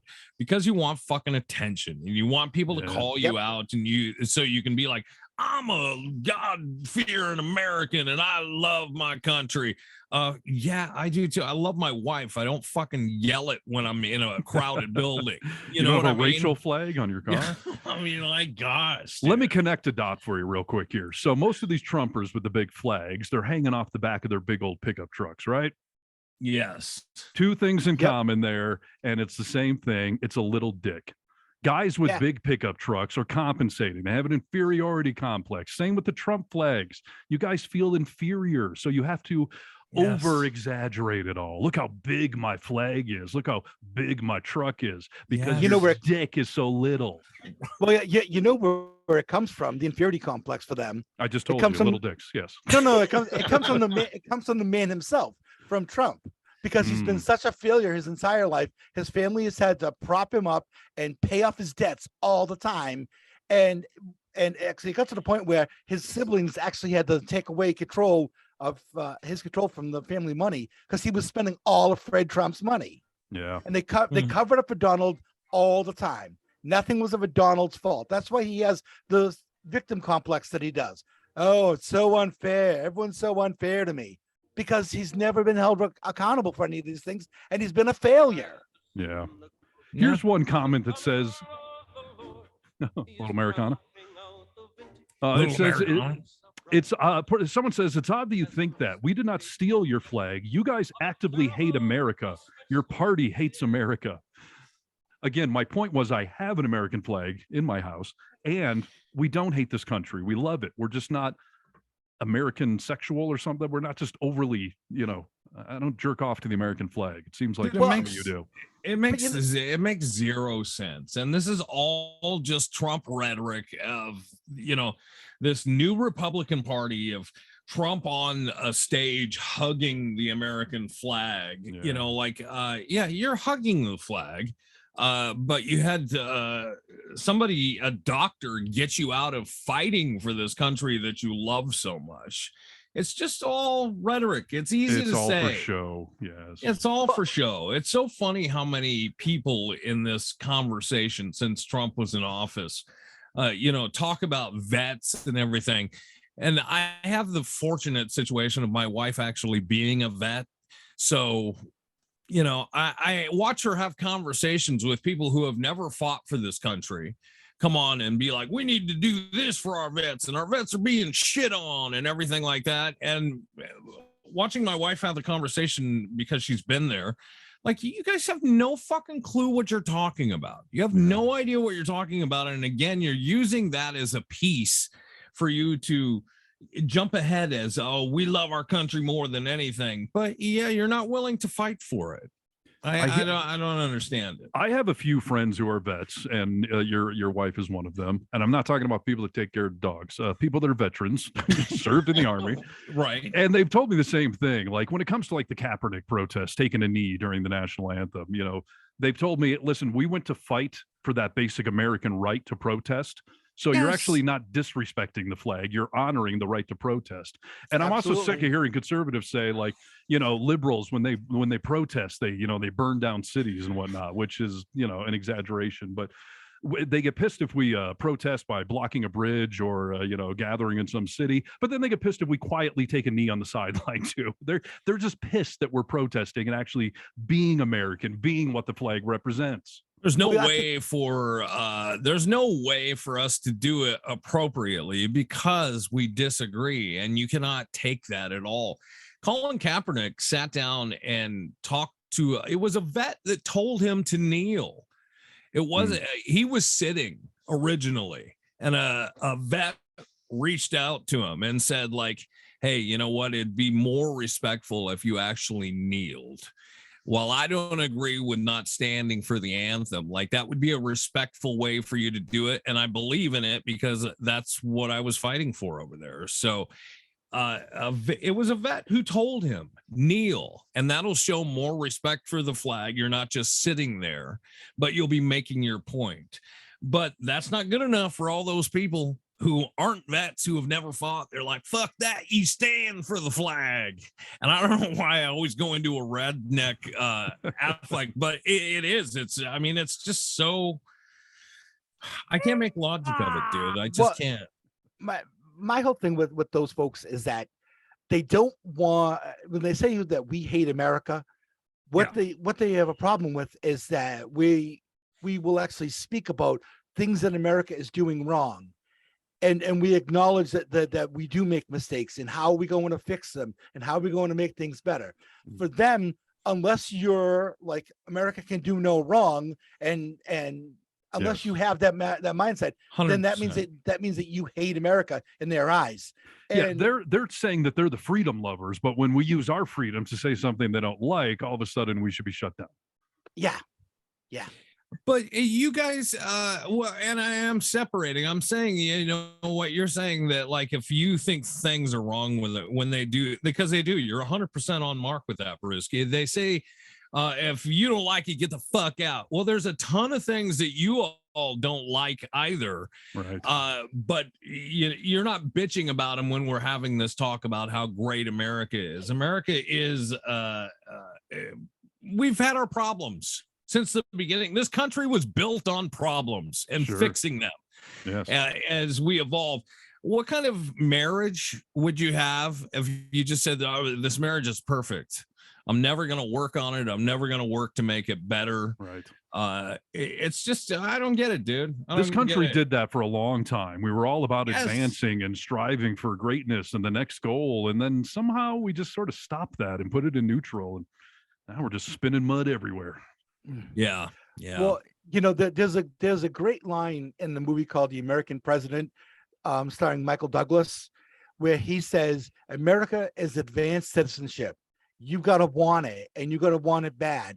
And it is. America is very complex, and we need to understand that it's not always going to be black or white. There's going to be grays, and we are going to have our warts, but it's how do you acknowledge them and improve upon them and make the country better, not make excuses for it and not cover up its warts. Yeah.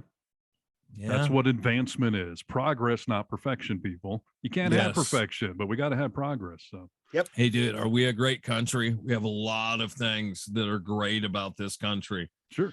Some of the things that we have in this country that are great are better than anyone in the world.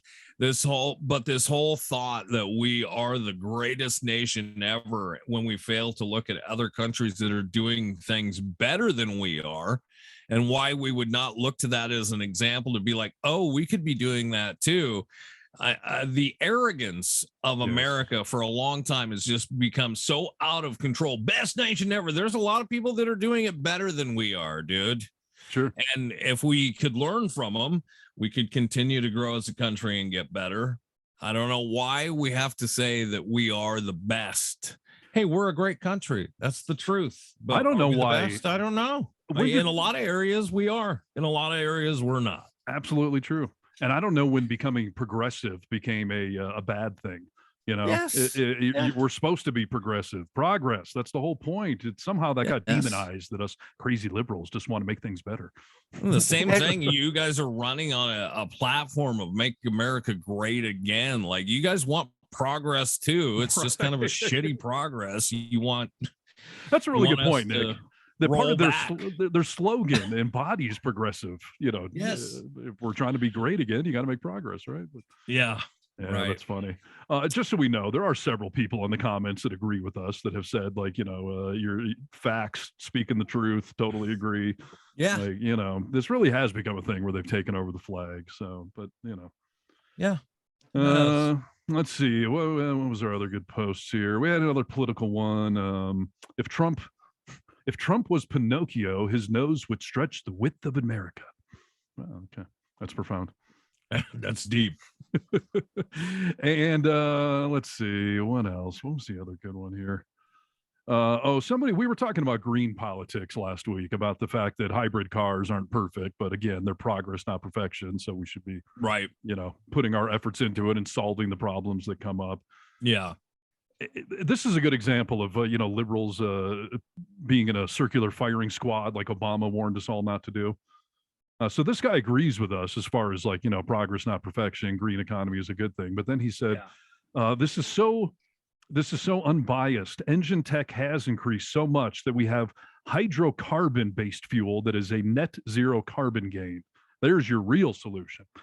Okay, I get what you're saying, sir or madam or neither. But again, none of the efforts right now are into hydrocarbon based fuels. That's not what Tesla's doing. It's not what Ford's doing. Like, could that be a solution somewhere down the road? Yeah, maybe. But we got a whole thing unfolding in front of us. We got to foster that up. And then if we can get to an even better form of fuel, I'm all for it. But let's not out liberal ourselves. Okay, we're making progress here. Right. And I think that if we really want people to have electric cars and charging their cars, and people complain about, well, what about the stress on the grid?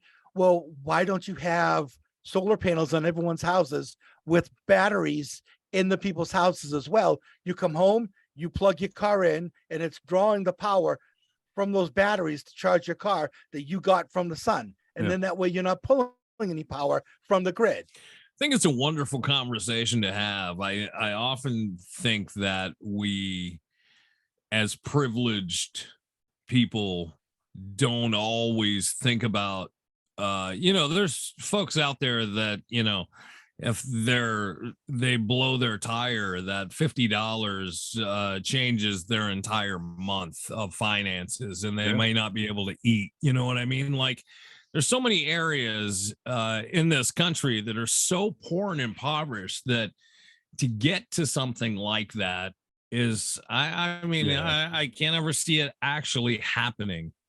That's what doesn't give me a lot of hope in the fact that, we were talking about electric cars and it's starting in California and it's going all the way up the West Coast now, that people are like, yep, we're going to be on board with that.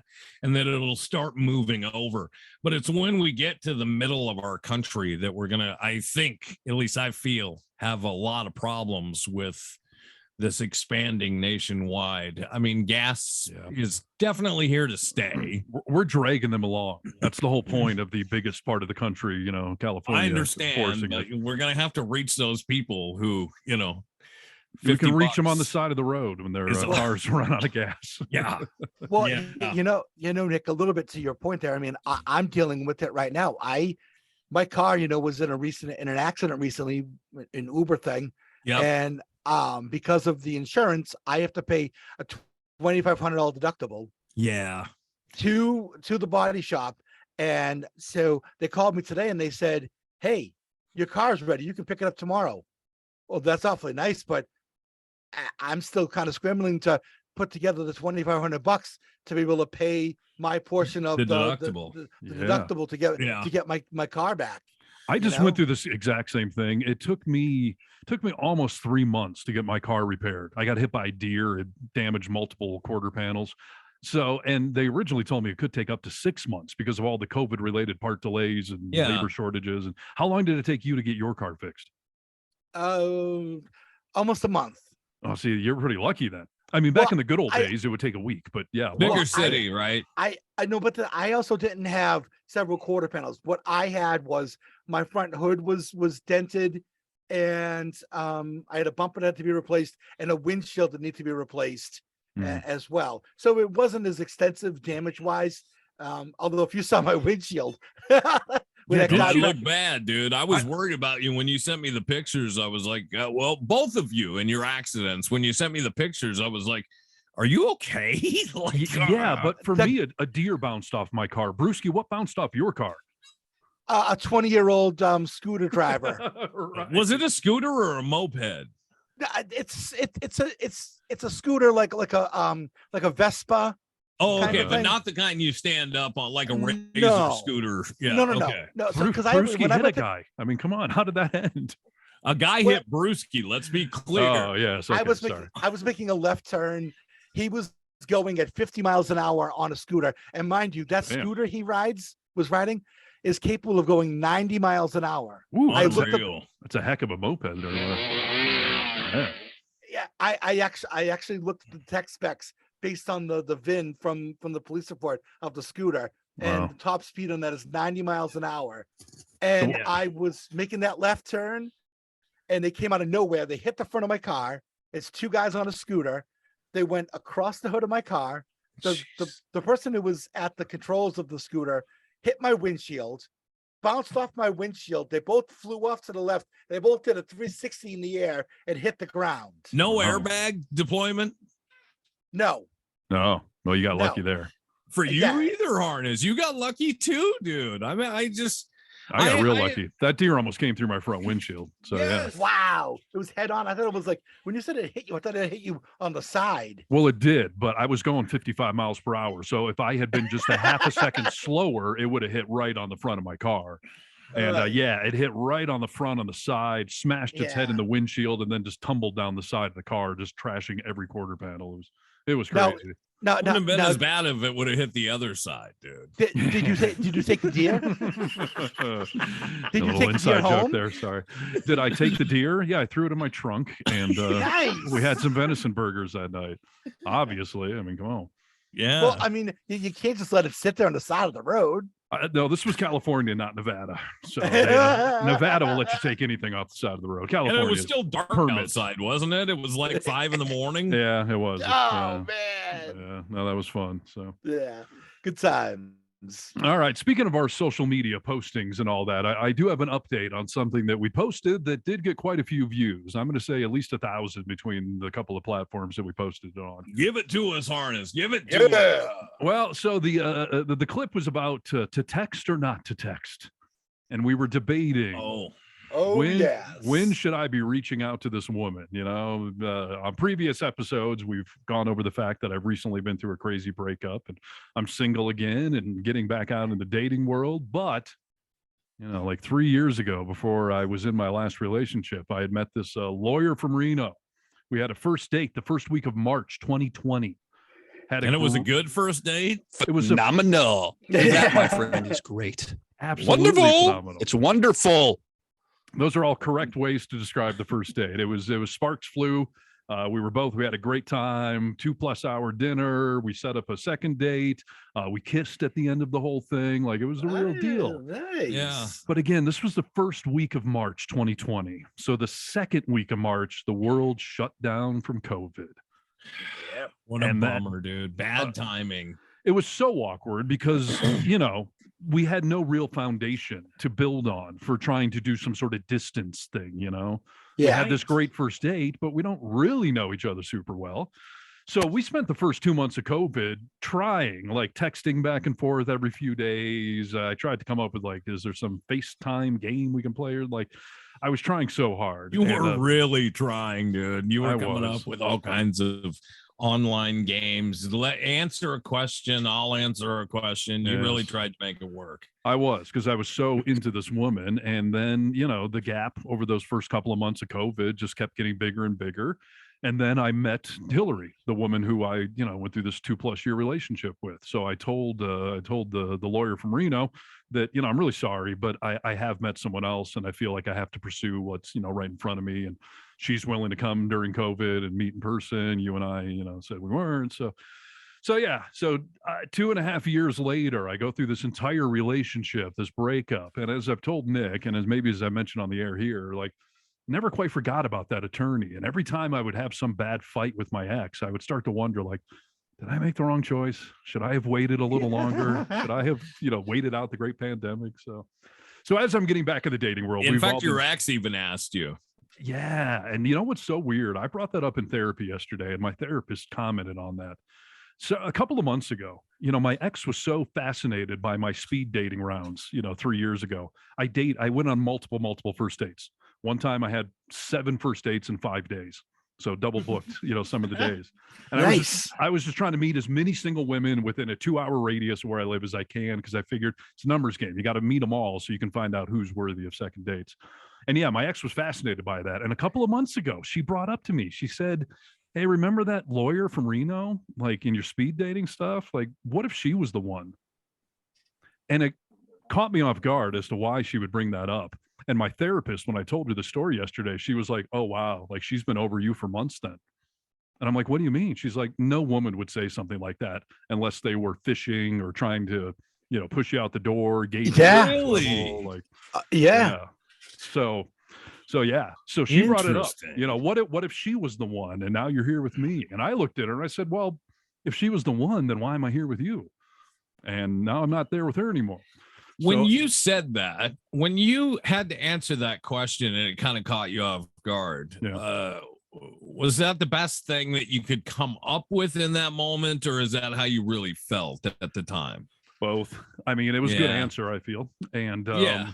it was how I felt, you know, logically, like, well, if she's the one, then why does fate have me here with you? Like, Yes. but yeah, I never acknowledged to Hillary that I never quite forgot about this woman. Like, you know, and I'm not trying to paint some picture that I was obsessing on her and not Sure. faithful to what I was doing. But yeah, every time things would go bad, I always had this little thought in my head of like, did you screw up big time by not waiting for that attorney? You know, I don't know. So now that I'm back in the single world, we've all been debating, like, when do I reach out to this woman? Is she single? Is she married? Is she dead? Did she gain 100 pounds? Did she go insane from COVID? Like, there were so many possibilities. And the dating coach last week told me, like, enough's enough. You're putting this woman on a pedestal. Yep. Just text her already and find out if she's even alive or what the Yes. options are. So I struggled with it. I think this was last Tuesday. I reached out to Nick and told him, like, I'm chickening out of this, man. Like, I'm so nervous. I don't want to mess this up. And is saying Cyrano de Bergerac, is that a completely outdated reference? Do you guys understand what that is? Say Yes, it again. Cyrano de Bergerac. Yeah. What was he, Brewski? Enlighten the audience. Well, if you've also seen the Steve Martin movie Roxanne, Yeah. then that's a great analogy of it. It's basically, you know, the guy with the really big nose who likes Roxanne, but he thinks that she won't like him because of how he looks, and so he loads the lips of a good looking guy who basically kind of sweet talks her and that sort of thing. Right. I'm not saying Nick has got some weird long nose. I'm saying that Nick was the man behind the scenes helping me. He be was the loading your romantic. lips. Yes, he was writing for me. So basically, this first Gotcha. night, we're talking about the text.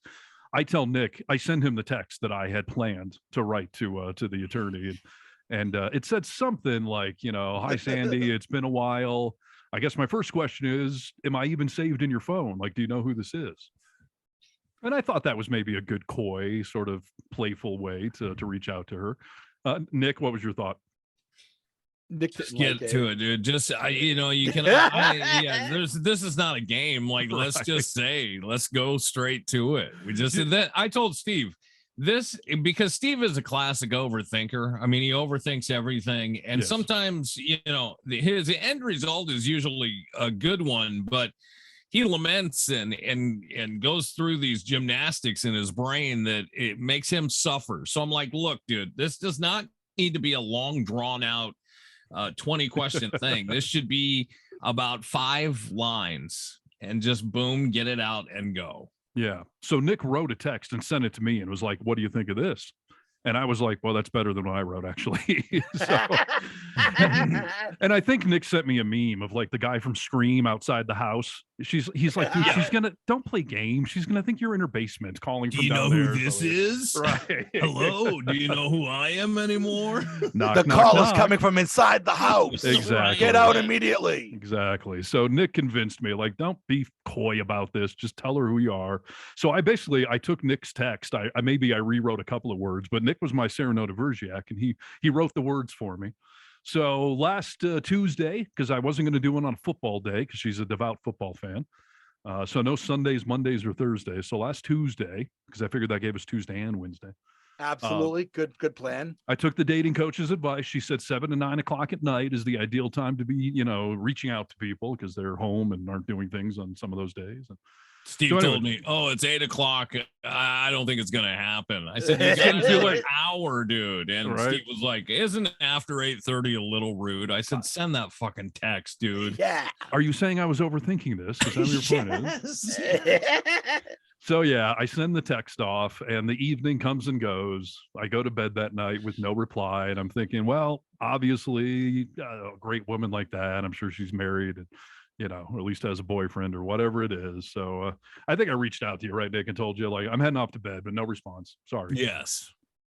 But then the next morning, I woke up to a text that said, "Hi, Steve. How are you doing?" Yeah.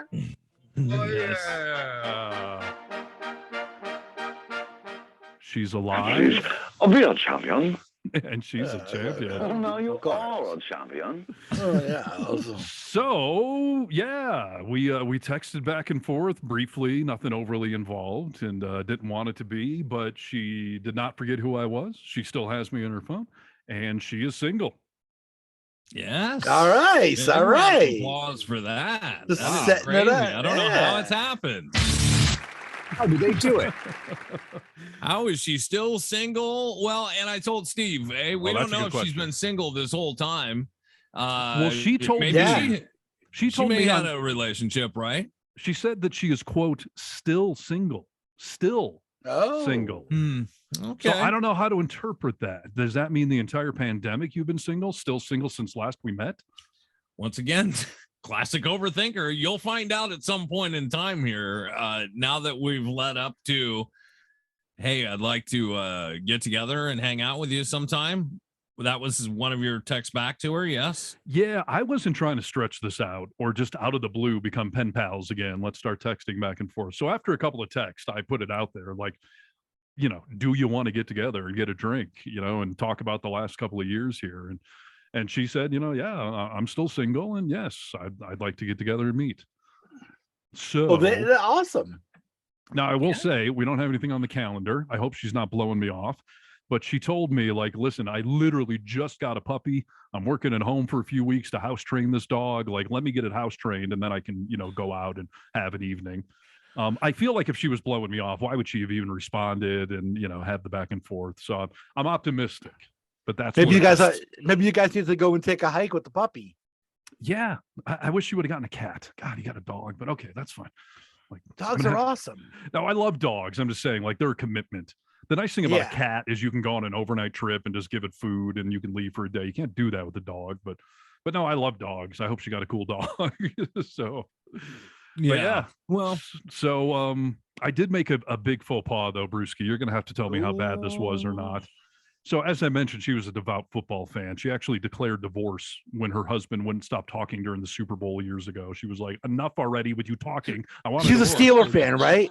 Well, so that was the thing. I remembered that she was from Pennsylvania, and so I knew an her Eagles fan. I knew her allegiance was in Pennsylvania, and I thought I remembered her being a Steelers fan. So the Uh-oh. Steelers played last Sunday. The Browns, I think they played against. They did, yep. And so after the game, this had been a few days. We had the initial text, and now several days have gone by. So I thought, let me be just a little flirty, a little coy. So after the Steelers won, I texted her like, "Hey, your Steelers did a great job. Like, it was a good game. Hope you enjoyed it." And a couple hours go by, and she replies, "Well, my Eagles did win. You're right." Oh, yeah. And I was like, fuck. And my response was something like, dang it, I knew it was somebody from Pennsylvania. Do I get credit for, a partial answer? How messed up is that, Yeah. Brewski? Steelers versus the Eagles. Like, how bad did I offend her? No, it'd be a lot different if you had said something like the Giants. Like if you had said, "Oh, I saw your Giants," because the Giants and the Eagles hate one another. Steelers and Eagles, there's really no big rivalry Okay, and that sort of thing. So I think you're okay there. we're I didn't- seriously having this conversation right now. Yes. If you're basing a relationship, you think that's going to make you fail in this have- relationship? Well, dude, everything is so tenuous right now. I've reappeared in this woman's life after 2.5 years. I don't know what she's thinking. I will She's tell not you. going to say, "Oh, he didn't know my football team, Nick. douchebag." No, I Nick, don't. Nick, wait a minute. Yeah, You know, go ahead. Nick, I refuse to go on a second date with the woman because of the way she held her fork when she cut her meat. Ouch. Well, and you're psycho. hence you're single, dude. I mean, you've got to get over these little hangups, dude, if you really want somebody. Do you know how many things you do that Oh, I somebody know. could look at and say, "Oh, he did that. You did that." I'm full of them. I know that. Okay, but when you are holding your fork like this, Like a caveman or what? yeah, exactly. I expect better of a woman. Oh but my no- gosh. I do. I absolutely do. Wow. You know, All right. I You got guess standards. I allowed, dude. appreciate that. I just didn't want to commit some football faux pas, like No, college you're good. football. You know, University of Michigan versus Michigan State. Like they're Oh, both in yeah. Michigan, but you don't Oh, convolute no. those two. So I just want to No, make no, sure no. I didn't commit some No, I holy think atrocity. You're safe. You're Okay, safe on good. that. Yeah. I think Hopefully you're she, okay. hopefully she thought it was sweet. I remembered anything, pertinent to her life. But yeah, Even though so, the Steelers historically have been more successful than the Eagles. yes, at committing rapes. Yeah, I hear you. So. Oh, Listen, They I'm have. in Tahoe where Roethlisberger did his alleged offense. Did he get convicted? I don't remember if I have to say alleged or No, whatever, but unfortunately not. That They Yeah. never fat get pervert. convicted. yeah. So, anyways, nothing What'd like you a good call rape him? joke. A fat pervert? Is that what you called him? Oh yeah, he's a fat pervert. Yeah. Take He that, is? Roethlisberger. Oh my So, god. anyways, Yeah. so that's my update, guys. She's on the hook. I don't know where it's Nice. going. I'm not trying to have too many expectations. I No. just know that she's second date material, and that's hard to find. And I was smitten with her almost 3 years ago. So we'll see where it goes. I'm going to let it sit for now. I'll probably poke at her again at some point over the next week or two, just so she knows I didn't, die. Yeah, and just go into it, dude, with reasonable expectations. As far as you're getting yourself so hyped up for, will I do good? Will I do bad? If you're going to be a match, you're going to be a match. You know what I mean? I get it. As I said on the last show, my dating philosophy is just you got to just be yourself because anything Yeah. else is just not going to work. But you do want to be the better version of yourself, and you don't want to Sure. say stupid things. And there is something to courtship where you're trying to put your best foot forward. So 100%, dude. But Absolutely. also, just remember that if you do make a faux pas, there's a lot that also gives you the opportunity to show what kind of person you are, that you can admit your faux pas, how you bounce back from your faux pas. Like yeah. I get it's it. not gonna, that's not going to kill you. I get it. It's like I teach can't wait radio. for you to go out with her, dude. I think it'll answer a lot of your questions. Did therapy think it was a good idea that you reached out to her? Yeah, so it was interesting. I was worried my shrink was going to tell me like you're going too fast. Don't do any of this stuff yet, because she's kind of been telling me like you're not quite ready to date, so slow down. So first of all, the fact that Sandy said like I need several weeks, before we can date, I was like bonus. I need time too, so that's fine. Yeah. I don't want to push this into next year, but weeks or months, that's fine. But she gave me an interesting answer. She told me that my shortcoming, and I've been aware of this for a long time, is that I'm not very good at internal validation. I put a lot of my self-worth based on what kind of father am I? What kind of husband or boyfriend am I? What kind of boss am I? What kind of employer am I? Like when I'm proud of my job and my kids and my partner, like I have a lot of self-worth. But then that creates a trap where if any of those things go away, then you have no self-worth left. So her point was, those are external validations for you, your job, your partner, your kids, and those are good things. We all should have external validation, and we should strive for that. We want to have people around us like us and all that. So she said, talking to this, woman last week and having that make you feel better, that's fine. That's a good thing. It's okay. You reached out to a human that wants to talk to you. That's external validation, and that's fine. But don't let it replace internal validation. And they don't have to be exclusive. Like, in other words, you don't have to wait 6 months to start dating until you internally validate yourself. You can go out and have a good job and have fun with your buddies on the show and date a nice woman, and that's all good. You just have to keep working on the internal stuff at the same time. What's the internal stuff, dude? Like, what's an example of internal validation? What do you mean? She was trying to tell me, like, at the end of the day, you should feel good that you did all your duties for that day. You got the bills paid. You made dinner for the kids. You had the expression she tells me all the time is, I am worthy regardless of whatever, regardless of your ex, regardless of your kids, because what if my kids come to me tomorrow and say, we hate you, Dad, we're angry teenagers now? Does that mean you're worthless? No. Right. So you got to find ways to validate yourself. If I wrote a cool song on a guitar that day, you should tell yourself, nice job. If you went out and had a great dirt bike ride and you didn't kill yourself, like, kudos to you. You should be giving yourself internal validation that you are worthy, Not based on regardless. other people. Exactly. Yeah. Okay. Exactly. All right. I think So, that's yeah. important. Short answer was Godspeed, go forth. She's worried that if I'm, obsessing on her, or if now I'm, on these dating apps 24 hours a day, or if I'm watching porn constantly, like if something it's the definition of addiction. If something in your life is interfering with your ability to show up to work, to pay the bills, to make dinner for the kids, then those things are bad. It's too much. So she's keeping an eye on me. I'm not doing any of that with this topic, but yeah, for example, if I was dating, if I was setting up 10 first dates right now and I just want to date, I want every day filled with dates. I want to, Yeah. that's addiction. That's obsessing on something. That's not good. But to reconnect with someone who you felt you had a connection with, she's telling me go forth. Yeah. I think it's good advice, dude. Go So you forth, I made shall. progress, dude. You've had a good week, right? You mark it Yeah. off as a good week. Yeah, it has been a good week. And, I'm doing all my self-care stuff. I'm doing my therapy and playing guitar and exercising and yeah, having someone in your life that's maybe a little glimmer of optimism is perfectly fine. Good. So on we go. I'm here for it. Well, this is the fun of this little program here. I mean, talk about documenting my life. Episode number 1, I was still engaged. I announced at the end of episode 1 that our engagement was on hold because we were having a lot of problems.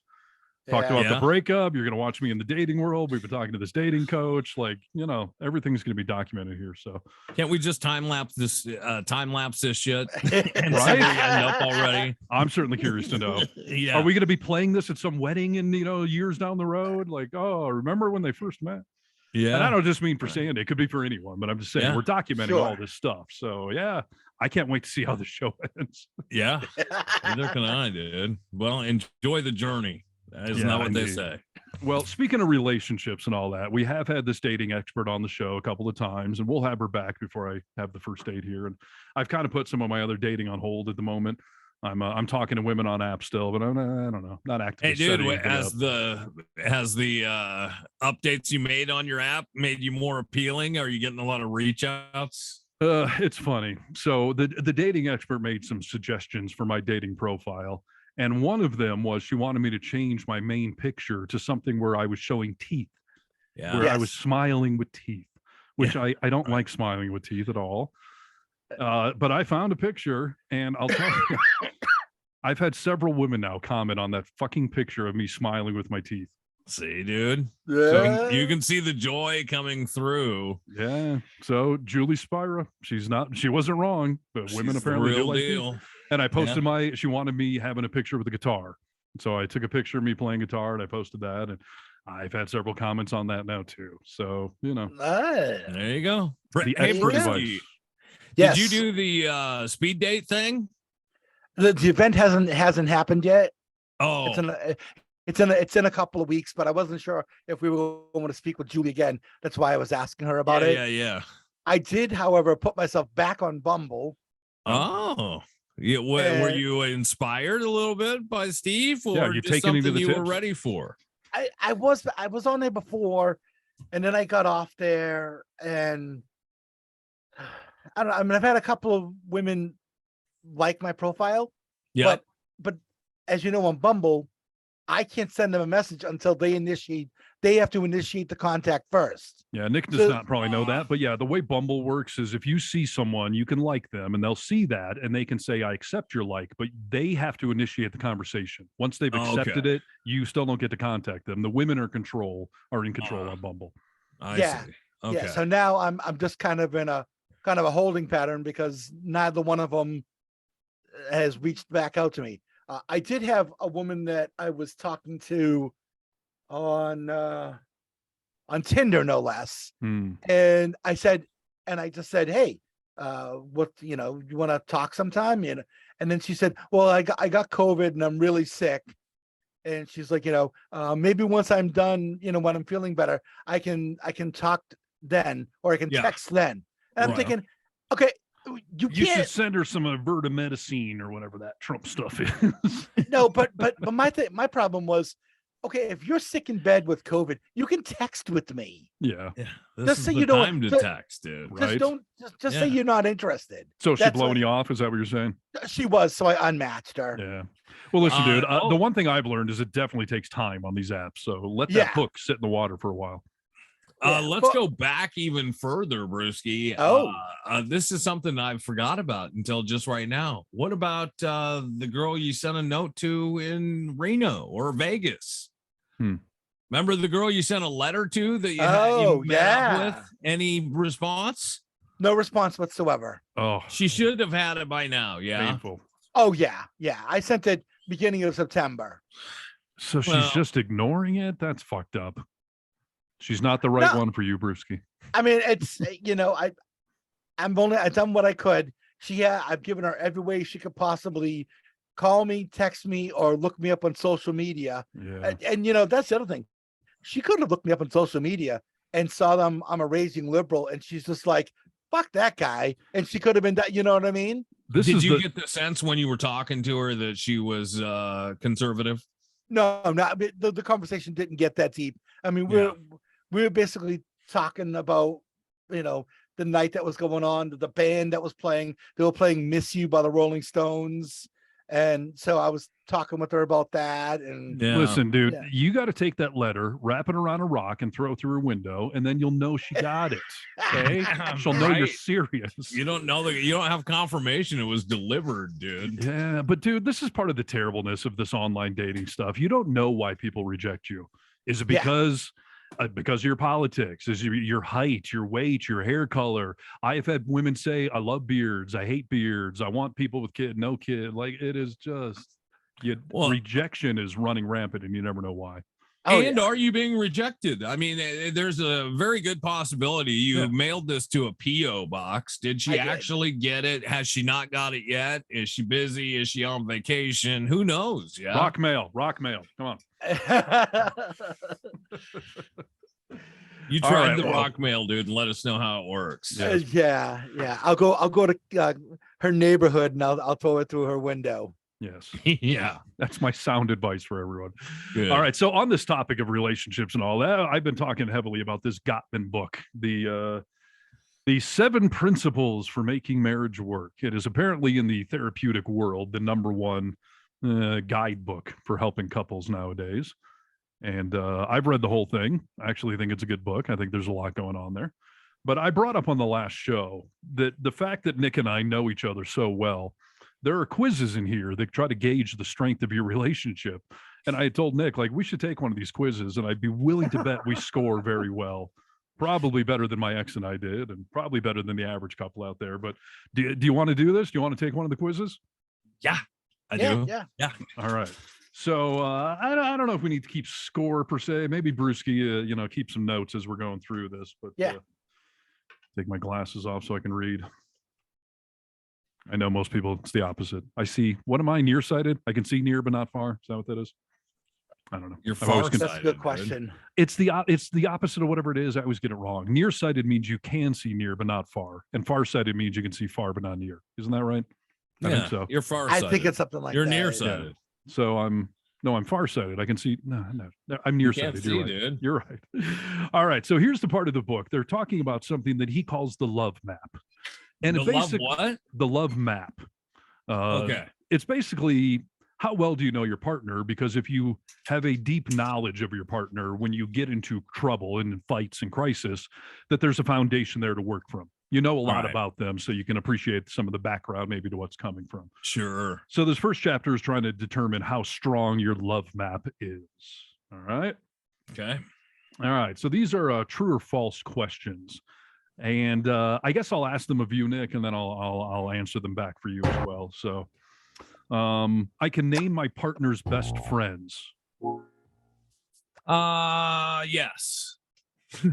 Well, Yes, I can. this is somewhat of a trick question since you and I are best friends, but you know who my best friends are. Yes, I do. Most of the people on the show, and then Yeah, I've I got a mean, small circle out that side. So yeah. What Yeah, How are do we you- do how are we Do you want me to scoring this? name those that are not present? We need to score how many trues and falses. Basically trues. How many true Okay. answers are we getting here? So Okay, so so- that mark it off as a true, dude. Yeah, so Nick's got that correct. You of course know that. I obviously know. I mean, it's the three of us, and then yeah, I understand your circle of friends and family and all that stuff. So Yeah. so I get a true for that. Yeah, that's correct. I know your best friends. Next question. I can tell what stresses my partner is currently facing. Nick, do you feel you know what stresses I'm currently facing? Yes, I do. Yeah, probably better than most. Just a reminder, like when I went through this crisis of a breakup a few months ago, Nick got on a freaking airplane and flew down here. So he's well aware of my stresses. Am I well aware of your stresses? Yeah, I think so. Me being one of your stresses. But yeah, professional stuff, political stuff, relationship stuff, stuff dealing with ailments you have. Like, I think I have a pretty good idea what your stresses are. I would say so. Yes. All right. So we're 2 for 2, Brewski. We each Two got for two. trues there. Yep, I'm keeping score right on my notes there. All right. Question number 3. I know the names of some of the people who have been irritating my partner lately. Nick, do you know the names of anybody who's been I irritating? do. Yeah. Yeah, very well. Do I know the names of people that have been irritating you? I mean, that's a good question. I know we've talked about some political irritations you're having with family members, so I know that. Right. I know you and I are always stressed out by the same coworker we have, so I know that. Uh-oh. I know, yeah, And I you know some of the frustrations, even like past frustrations I've had with Yeah. my sister and some of her Yeah. issues. When I'm having frustrations with Dan, my buddy Dan, sometimes yeah, Yes. I would say that's true. Yeah, you get it. You and I are in real time in each other's lives, so some Yeah. of these answers have changed over the years. But yeah, I can name some people that stressed you out. Yep. All right, so trues for both of us, Brewski. Sure. Question number 4. I can tell you some of my partner's life dreams. Can you tell me some of my life dreams, Nick? Yeah, definitely I could. I think we're on it right now. That's certainly one Yeah. of them. Yeah. Getting this, And I talk know some show of your global. more personal life dreams of some things that you would like to have and do. Yeah, I Yeah. could do. I think I can answer the same for you. I mean, first of all, this talk show has been a dream of both of ours since we were in our early 20s. So that's definitely an easy one. Yeah. I know you'd like to give a gentle back massage to Dave Matthews. So I know that's definitely Yeah. something I can name. Still going on.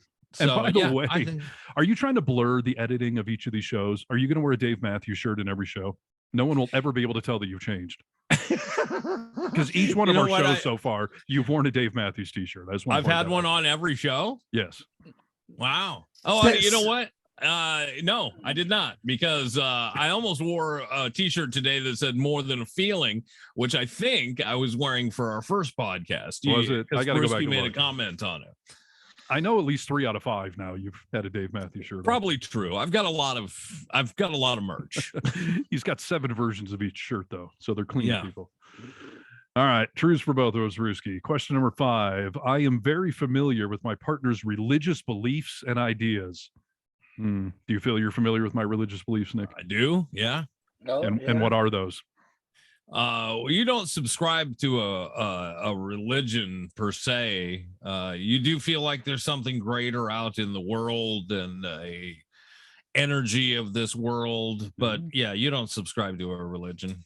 That is true, and I'm glad you know all that. Nick, I know you're Catholic, but you're not like super Catholic. I don't think you're going to church every Sunday. I think you go for Right. like Christmas or maybe Easter or something, and you've expressed some mixed opinions on organized religion and Catholicism. For I pointed out to you once that Catholicism reminded me of a cult. The one time I went to like church with a friend, because everyone knows when to sit and stand, and the chants and the hummings and things like, and this putting stuff in my mouth, like the body of Christ. Are like, this is freaking weird, man.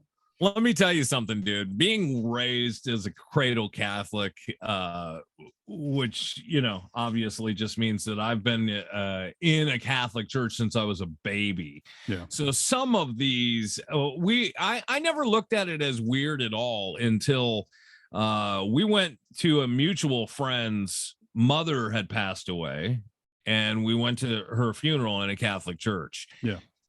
It made Steve uncomfortable, just for many reasons. The funeral, and then to be in a church. Yep. And then, I mean, you didn't know the guy's mom. We were just there more supporting him. So, I mean, it was uncomfortable on all of those levels alone, but I felt right at home because it was in a Catholic church and the ceremony of a mass is Yeah, of course. something that brings, I don't know, maybe I just feel it's I weird. find a little comfort in it, dude. I find because I've, always went there with my family and people I care about. So Yeah. I find some comfort in that. But it was the first time anyone had ever brought up like it's kind of cultish. Like you sit down, you stand up, everyone knows when to do it, everyone knows what to say when. And I did leave that being like, I could totally understand why he feels that way. I mean, if I was looking at it from the outside, having never been there. So yeah, no, I can understand that for sure. Yeah. Remember, the only difference between a cult and a religion is the number of subscribers. Is that the truth? I mean, it really is, because every religion started off as a cult. And then when you get a certain number of members, Sure. it's like being Twitter verified or whatever. Now you've got, if you have 100 people following you, well, that's a creepy cult. But if 1 million people follow you, now you're a religion. So Yes. Okay. All right. So we both get points for that, wouldn't you say? We know Yes. where we stand religiously. Yes, very detailed. And by the Okay. way, I think I got like abused in a church in a past life. And I don't necessarily mean the altar boy thing. Like I think I got tied up and tortured and cut in pieces, because whenever I see religious architecture or like stained glass windows and stuff in churches, it creeps me out to my core. There's something about religious architecture and artwork that just doesn't sit right with me. Just Makes you feel uncomfortable. it brings huh? some primal sort of uncomfortableness out of me. Like something bad must have happened to me at some point in my cosmic history. Because That's not to interesting. mention, I also don't believe in fairy tales. So moving on down the list. It's great Yes, the- that we can both have a respect for how each other feels, right? The Bible is a book of fairy tales. It's all good. There's some fun stories in there though, so it's good. All right, next question, and we're still batting 1,000 here, by the way. All right, question number 6. I can tell you about my partner's basic philosophy on life. Your basic philosophy on life. What do you think? Yeah. Yeah, I could do it. Yeah. Don't be a dick. Like let's just be nice to each other. Don't be a dick. Try and do good things for people. Yep. Try And to I would- enjoy your life. I would say the same thing. Nick is a do right by others, take care of those around you, and appreciate life, because it's a fleeting thing. You never quite know where it's going or when it's ending. So yeah, Right. I would agree. All right. Number 7, I can list the relatives my partner likes the least. This is getting a little tricky right now, but I don't know. What do you think about that? You think you can answer that for me? It's a tricky one. Yeah, I mean, I think I could. I don't know if I'd be right, but I think I could, based off just like how much you talk about certain people and how much you don't talk about certain people. And And stuff you're like that. well aware the big blowout I had with my one of my siblings years ago. I mean, Yeah, you know that right. stuff. And Yeah. I say it's a tricky topic because I don't have a lot of relatives that I despise that I would talk about my crazy Uncle Bart or whatever. Like, so it's a little tricky, but Nick's been well aware of my family drama over the years. Same Some, for me. I mean, I don't have any relatives that I hate. Yeah. I mean, I love everyone that's in my family. So yeah. Well, and that's but you know also who I've had drama with. Yeah, I was gonna say, and that's also a way to answer the question. Like knowing that you actually don't have a relative that you hate is kind of answering the question too. So Yeah. So yeah, all right. Still batting 1,000 there, Brewski. Mhm. Well, We should we start already. making out soon, don't you think? Oh yeah, candles will be lit soon. We just kind of actually answered this one. I know my partner's favorite music. Yes. Yeah, I mean, come on now. Yeah. Pearl Jam, Dave Matthews Band. Right there you go. Nick and I are heavily involved in each other's musical lives and knowing what concerts we want and everything else. So yeah, Dave Matthews, obviously your big one. Steely Dan, I would say that's a big one up there for you, right? Yeah. Both big Beatles fans, which Yeah. is weird because Brewski hates the Beatles, which I don't. No, I don't. understand. I don't hate the Beatles. Oh, He you just used doesn't to. think they're as Come great on. as people think. Give them credit. I'm more of a Stones guy, but I will say that when McCartney came to Seattle when I was living there, it was one of the I bought tickets right away because I can recognize that this is somebody that. Go ahead. Go. I was just. I recall an old vocal minority in Seattle where you were railing on the Beatles, and Nick and I were just offended. Like, it's one thing to not like them, but to say you hated them. I'm pretty sure you said you hated them back then. maybe you've grown over the years. I don't know. Brewski also finds himself in these situations where he has to be very passionate about things where I there's see. no shades of gray in it. He either fucking hates it or fucking loves it. Ah. All right. Like perhaps you know what, Cheetos is a great example of that. Someone get me some Cheetos. Like we get it, dude. You love fucking Cheetos, all right? We get it. I've seen a meme going around like, what are the top 10 greatest bands of all time? And it just lists 10. You can't rank them this way. 9, it's a debate. And when you get to number 1, the thing is just the Beatles. The Beatles. Yeah. Yes. So All right. it is the correct answer. All right. Where are we at? Number 9, I think. I can list my partner's 3 favorite movies. What do you think? That would be tough for me. I think you listen. I don't know if I have a specific 3, but I bet if you name a few, they're going to be certainly in my top 10. What do you give me a couple? What do you think? I mean, definitely something out of the Spider-Man series will be in there. Beaches. Beaches, yeah. Only when I'm menstruating, though. Okay. I would say that Die Hard is in there. Yeah, sure. I would say that I would say that you're a Star Wars fan. Yeah, so those would be the 3 that I'd probably mention right off the top. I know that there's a lot of Marvel movies in there. Yes. And I don't even know which specifically to name, but you got the right genres and all that stuff. So yeah, you're good there. We talked about this last week. It's what brought this up. The fact that I know your all-time favorite movie is High Fidelity, of course.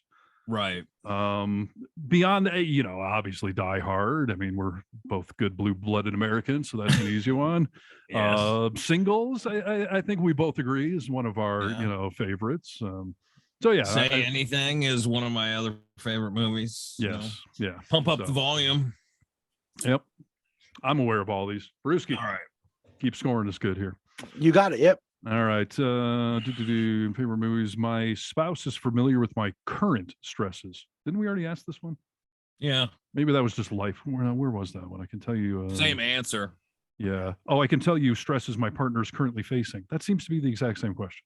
Yeah. Right, so we're good there. I know the 3 most special times in my partner's life. Well, that's interesting. What would you say are my most special times? The birth of your children. I would say probably I would say your marriage and your children. Yeah, no, that was right there. And I would probably say like getting this show originally put together would be one of those moments. So there's 3. I concur. I would say that, the original iteration of this show was one, probably even bringing it back for both of us is one. Yeah. Obviously you getting married. I don't know if special is the right, but I know the passing of your dad was a really significant, event in your life that, that's still resonating in good ways and, maybe not always, but, getting to meet Bill Cosby and getting the back rub from him. I know that was a special time in your life. I can't believe you didn't mention that one first, but right. Yeah. Mm-hmm. And I think getting your autograph picture from Tony Danza from Brewski for a birthday present. That was yeah, you gotta love that, dude. I don't know if everyone can see that, but this is a oh, you have it there in the studio. Yeah. Special moment in my life. A little glare on there, but Nick, keep punching. Your pal Tony Danza. That is awesome. Original Tony. I didn't even notice that was framed hanging on the wall behind you. So yeah. All right. So clearly I got that correct. All right, moving on down the line. I can tell you the most stressful thing that has happened to my partner as a child. That's interesting. Yeah. I mean, what's a child? How old are we saying is a child? Up until last week. Is my there's probably a lot of truth to that. Yeah. Thanks, my diaper daddy. Yeah, I mean, I can come up with a couple of them, and I don't know. Yeah, I don't know if you need specific examples, but I mean, you know about divorce stuff, and yeah. I guess I would say the similar thing for you. Like, I don't know that we've talked extensively about our childhood, but yeah, I mean, I know some of the family struggles back in the day, and I know we both had struggles, growing up, peer pressures and things like that. So Yeah. beyond that, neither of us was like kidnapped or anything significantly major. But No, you mentioned the one that I would probably talk about, and then there was a passing of somebody that I would talk about that was probably life changing for you. So yeah, no, I think I think we know. All right, a couple more questions here. We're still batting 1,000. I can list my partner's major aspirations and hope in life. This is sort of a rehashing of the other one, though, right? Yeah. I think they're trying to catch you to see if you're going to answer the same question in the same way. Yeah. But yeah, so we've covered that. I know my partner's current major worries. Yeah. Yeah. I know my current major worries. Yeah. So, Yeah. I mean, we're both stressing about money. We're both stressing about, well, I don't know if stressing about this talk show is the right word, but it's certainly something top of our mind and something we're focused on and concerned about.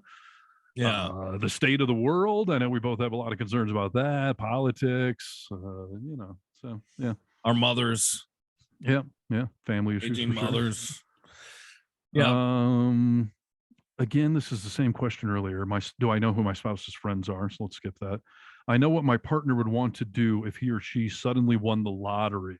That's actually a profound question. Because there's only one answer though. Is it? Why? What would it be? 2 chicks at the same time. What is that from? What? That's a movie, right? Office Space. Office Space. Yeah. There's only one answer. Nick, that would not be my answer if you're listening, honey. Yeah. Do you think you know what I would do? Because somebody asked me this question recently. I don't know if I shared with you what the answer would be. I think I did though. If you did, I'm not recalling. So, I mean, I think I know what you would want to do, huh? What do you think? Tell me. I think you would want to continue to do this radio show, but I think that you would want a big piece of property where you can just go ride your dirt bike around and not have to worry about money. Yeah, that's fair. Not totally accurate, but fair. Okay. Listen, somebody asked me recently, like, what would happen? Like, let's say the vocal minority signed some major deal and you're making 7 figures. Like, what would you do with that money? My answer was, take care of everyone named Harness is my first answer. Yeah. Pay for my kids' college, help my mom who's in retirement and is not saved very well. Make a note, Brisky, that we got to get our last names changed. Right. I'm writing it right now. Family, I would include friends in that. And I would put money into expanding things like, this talk show. And yeah, I would like a nice house on some property. So you're definitely not wrong about that. But yeah, I don't know if I hit it big, my first thing would be kind of trying to stabilize life for all of us. So yeah. And I think for you, it'd probably be pretty similar. You probably put most of your efforts into, helping out your family, your mom, and to probably improving your house. You guys have a great house that you own there, and traveling more. I think it'd probably be something you do, but I don't think you just go buy a yacht. I just don't think that's the kind of guy you are. So no, I would. Short answer is you hit it on the head. I mean, those are all the major things that I would want to do. And then I think probably Rachel and I have had this dream that we Airbnb our house for a while and just load up an RV and explore this great country and be able to work from wherever we are at the moment. Have no plans of where to go and where to stop. Just maybe stay somewhere for a few 6 months, maybe stay somewhere for a couple of nights. Yeah. So here's the deal. We got one question left because there's 2 or 3 here that are kind of, again, rehashing some of the others. Okay. So I'm going to say that as of right now, we've still scored perfectly. Yes. Yeah. Judge agreed. Okay, good. So here's the last question. And this one in the book, they talk more about it because this is actually kind of a significant thing that apparently, I don't know, I guess a lot of people in their relationships don't know the right answer to this, but the question is, I can tell you in detail my first impressions of my partner when I met them. So can I tell you, Nick, do I remember when we met and what my first impressions of you were? 100%. 100% for me too. This is something that has stuck out in my brain the night we met and ever since, because it was so vivid. And I think I've told the story before. Like when I met Nick, I knew we would either be the best of friends or the worst of enemies because we were so similar Yeah. that it right. had to go one way or the other. Yeah. And I obviously, remember we know where it is. going home that night or that morning Yeah, and overnights. thinking to myself, pretty much the same thing. Either I just found somebody that I loved or that guy's an asshole. And I hadn't decided yet. Right, but right. I soon decided, obviously. Yeah. But that sticks out in my mind too, of our first meeting. And yeah, I was the youngest guy working at that radio station. And here comes Steve that's just like, a couple of weeks older than me. So I mean, we were so just we were into all the same kind of shit. And I remember that very well. So we just aced the Gottman test, dude. That's what it goes back to my point that this world may be a lot easier if we were just gay, dude. Right. You know what I mean? Congratulations. That's right. Well, Nick, I suppose the right answer is A, being gay is not a choice, and we've proven that. But B, there's different types of partners, and you and I are a match made in radio heaven or hell or whatever it is. So yeah, I think so too. So there you go. And do you remember your first impressions of Rachel? Because I remember my first impressions of Jamie and of Hillary. Like, it seems odd to me that you wouldn't remember that, but apparently a lot of people don't. I think if you care about somebody, you obviously will remember. I remember my first impressions of Brewski. And I think anyone you care about, I would hope that you would remember your first meeting and your first impressions of getting to know them and everything else. Yeah.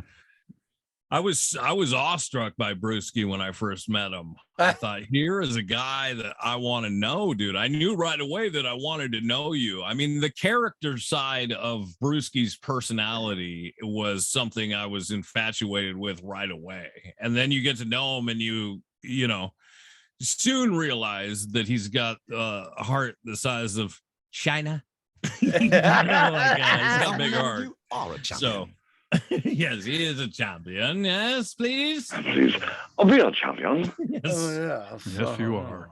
So, all right. Do you remember the first time you met Harness? Me? Yeah. I do. But the first time I met Steve, because I saw you more often than I saw Steve. Mhm. So the first time I know Nick met, introduced us. I know that's how it all came apart. Or yeah, came because together.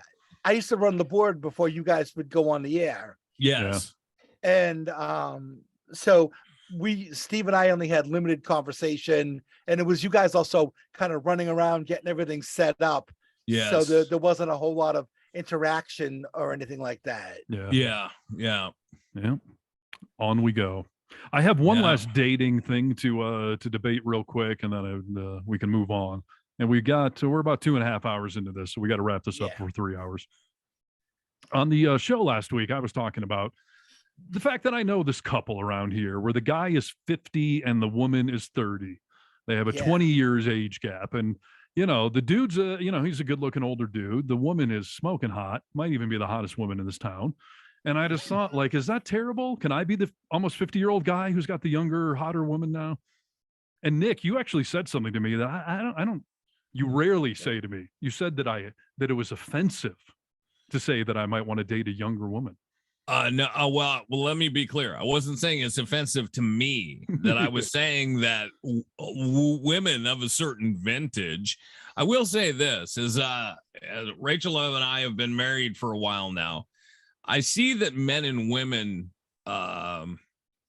age differently in their minds, for sure.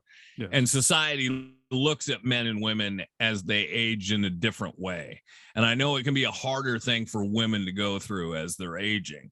So I think it can be offensive to a woman your own age for you to be with a woman that's, say, 30 years old. Which woman in my life that's my age am I worried about offending? My ex, my wife, my ex-wife, or my ex-girlfriend? Or whose opinion am I getting offended? Well, maybe your daughters. I don't know. Oh, well, okay. Yeah, there's I mean, maybe your sons. I don't know. here's the All thing. I'm saying is that there is a chance that when you go, well, it's a reason it's somewhat in the past, especially a taboo thing for an older man to be with such a younger woman. It either means most of the time that you got money and that relationship is not real solid. These are the things that people automatically assume. Yeah. There's a reason for that.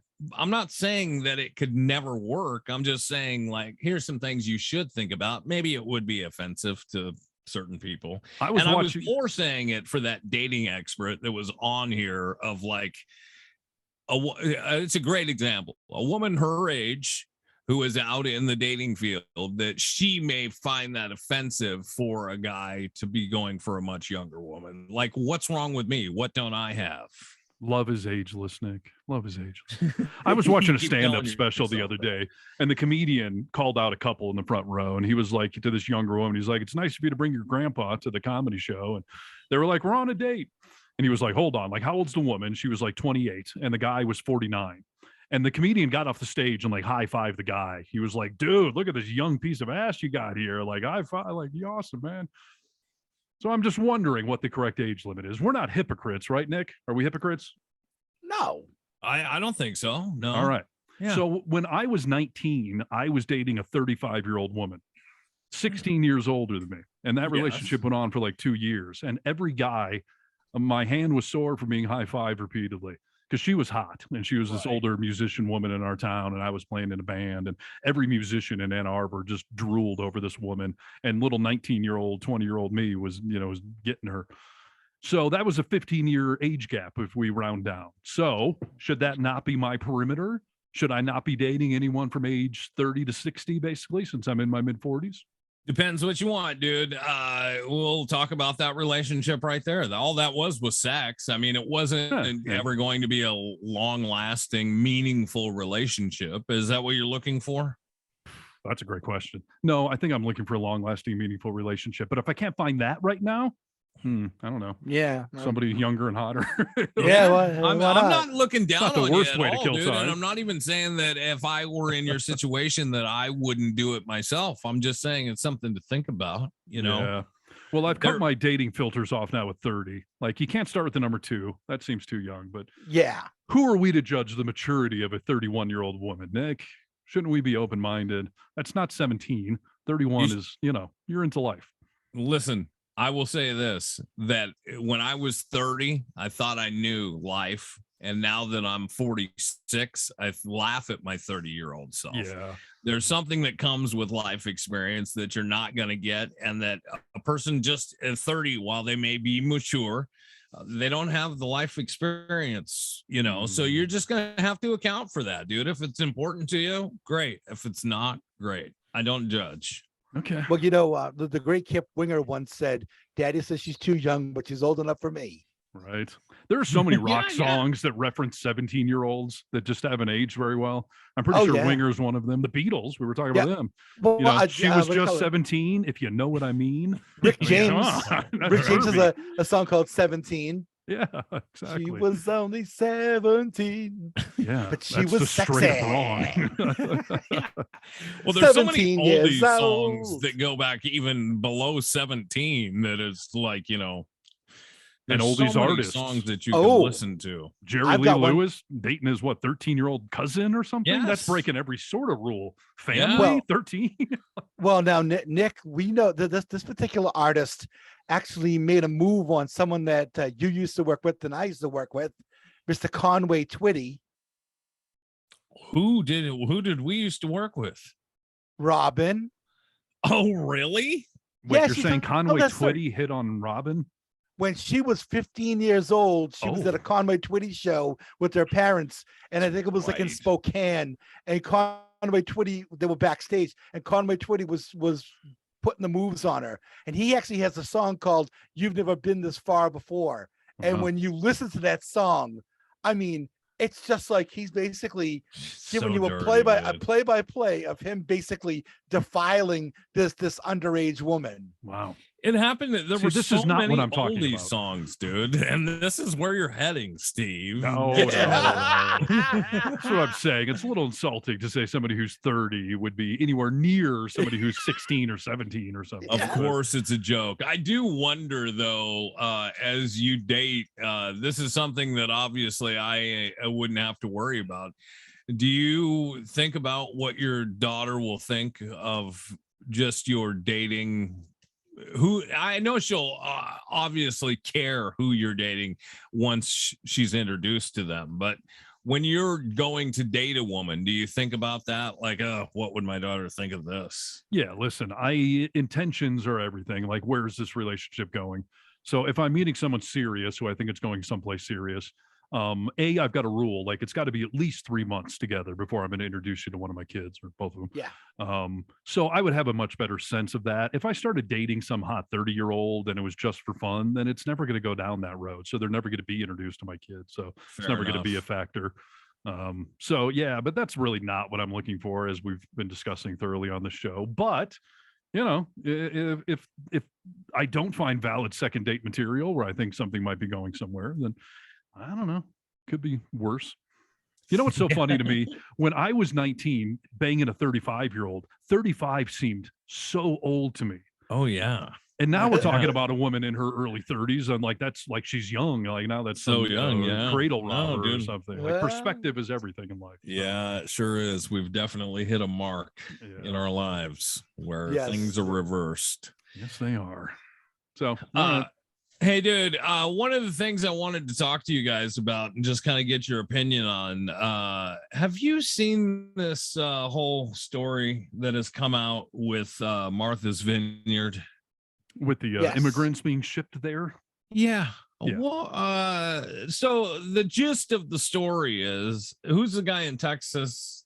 Greg Abbott. Well, Greg DeSantis in Florida is the one who just shipped him to Martha's Vineyard. Well, and I'll tell you what, Right, Greg Greg Abbott got them all wrangled up in Texas and sent them down to Florida. Okay. And then go ahead, Brewski. I was gonna say, Greg Abbott will not stand for any illegal immigration. Right. Yeah. So wow, that just blew right by you guys, didn't it? He won't stay. Oh, because he's in a wheelchair. Is that what you're saying? Yeah. Brewski. Such a low blow. Oh, Such a low man. blow. I have to admonish you for that. I just want you to know I'm sorry. It's all right. Everyone makes a bad joke every once in a while. Another fine moment brought to you by the vocal minority. Let's keep things rolling. Okay, wait, sorry. That was a wheelchair joke. I'm sorry. Keep rolling, rolling, rolling. So anyways. Anyway, yeah. So all these immigrants were told that they were going to have food and shelter and great things for their family. Going to Disneyland. You know, basically have this great life and everything else. So they got on this bus and then they were dropped off at Martha's Vineyard, which is I mean, that's human trafficking, right? I mean, at its finest, right? Yes, it is literally. Yeah. Yeah. So, but then they get there and, you know, the point was to say like, these democratic cities, they do not want a bunch of immigrants just, you know, dropped off on their front lawn. Well, it backfired on them because the community at large got together and started setting up shelters for these people, and kids from the schools were coming and acting as translators, and they're trying to take care of these people, which I think is, you know, not only the right thing to do, but I think it's an awesome thing to just show you how this naturally backfired on you. Yeah. But I don't understand why this isn't a bigger story than it is. Well, there's some lawsuits going on for Yes. basically tricking these people into kidnapping them and you know, moving them around, like human trafficking and all that. And it's certainly, they're getting a lot of heat for the blatant political stunt of using human beings as some sort of prop. And, you know, but at the end of the day, my whole thing is, if you don't want to deal with immigrants, maybe don't be the governor of a border state, you fucking asshole. Like this is an issue you have to deal with. It'd be like if a state had nuclear waste and their answer was, I'm just going to ship it to Texas. Fuck them. Like you've got a problem in your state. No one's denying that, but you have to deal with it in an actual way that is legal and moral, and addresses the fact that, if you're in a border state, you may have a bigger immigration problem than they do in Kansas. and shipping Well- human beings around the country as a political stunt is obviously just fucking evil. Sick and twisted, dude. Well, I mean, and it just goes to show you once again that for somehow that you think because these folks aren't legal that they're less than, that they're not human, and that you can play with them like this is just what I find so sick about this new conservative party of America first. Like, we're all people, dude, and you're acting like these people don't have souls because they're illegal. I just hope Beto O'Rourke can do some great things down in Texas, dude. Yeah, Texas is definitely purple nowadays, and I'd love to see it tip the scale all the way to the blue side. But yeah.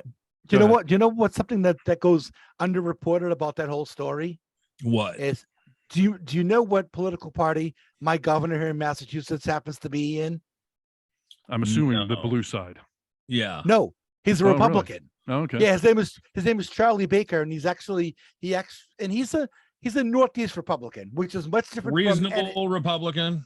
Yes, exactly. I mean, he has a 74% approval rate here in the state of Massachusetts. That's right. And the thing about it is that he was not a never Trumper, but he never supported Donald Trump, and he's seen by most of the national GOP as someone that isn't like them. But at the same time, if more of them were like him, they might actually win an election because they would get some conservative Democrats to actually vote for him. I mean, that's how he won up here in the first place. It's a good point, because if some of these governors, Abbott or DeSantis, if they actually came up with a real way to solve immigration issues or what to do with immigrants, like, they might actually get some, centrist or lefties to vote for them, because they're actually solving a problem and not just playing political props out of it. Right. And by the way, we saw this with Ukrainian refugees and all sorts of, like, there are lots of liberal states that have actually stepped up and said, it's fine, send them here. We'll take them with open arms. Right.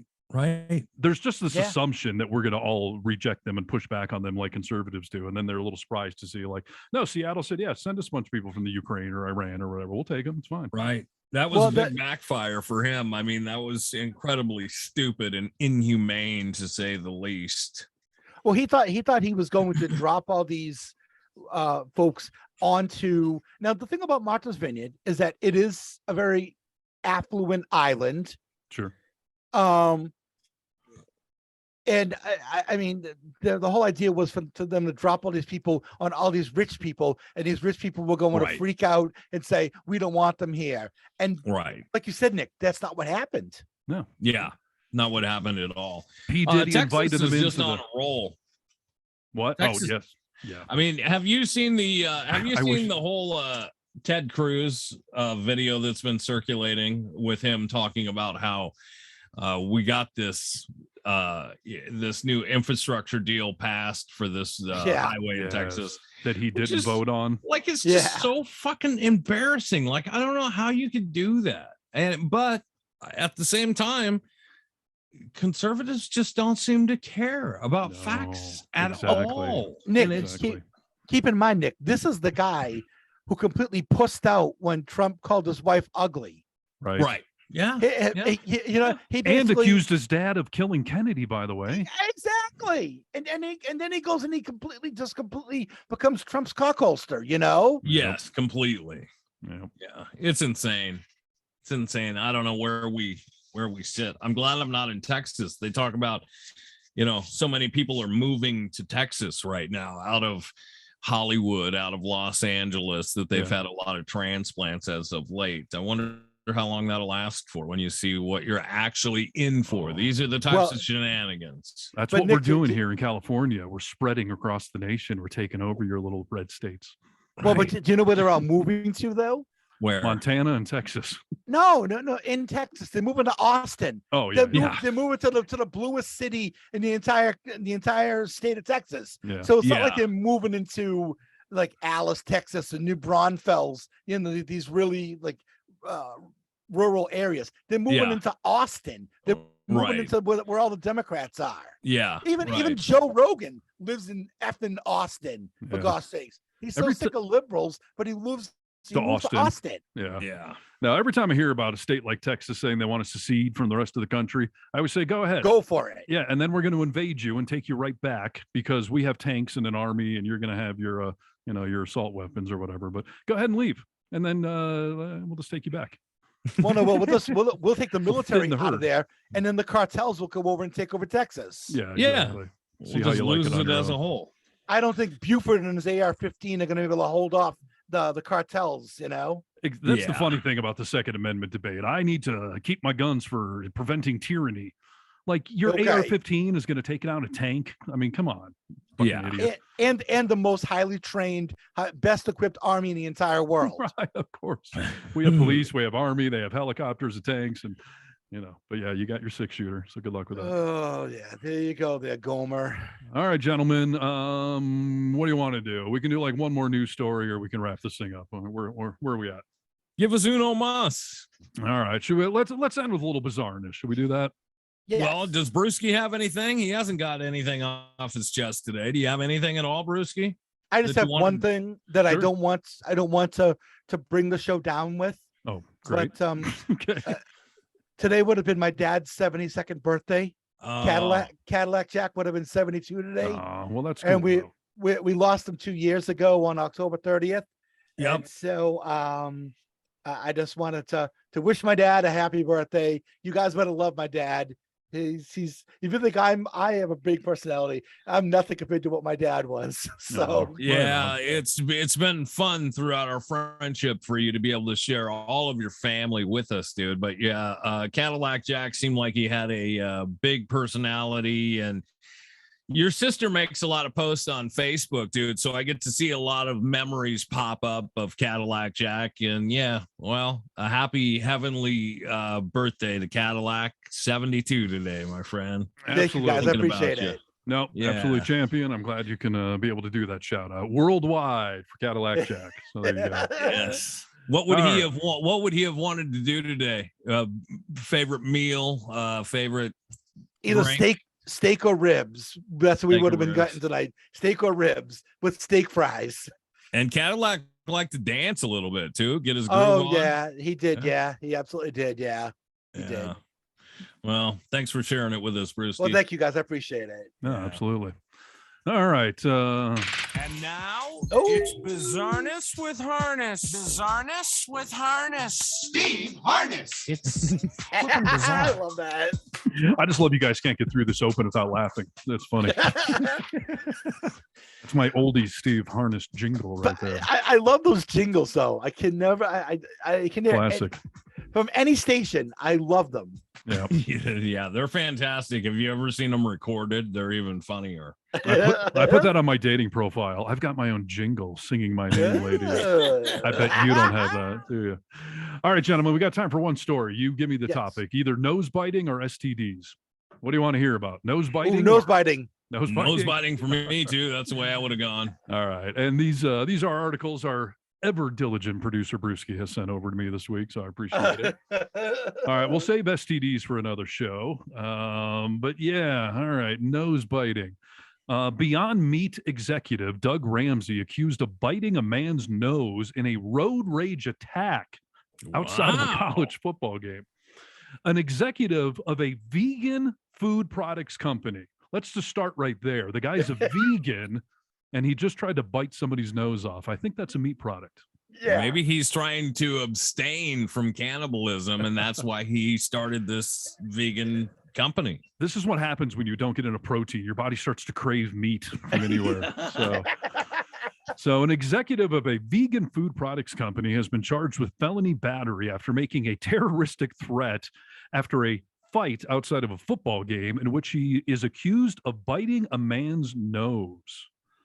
Beyond Meat Chief Operations Officer Doug Ramsey, Beyond Meat, so funny to me, has been accused of a road rage attack outside Saturday's game between the Razorbacks and the Missouri State Bears, according to the police report.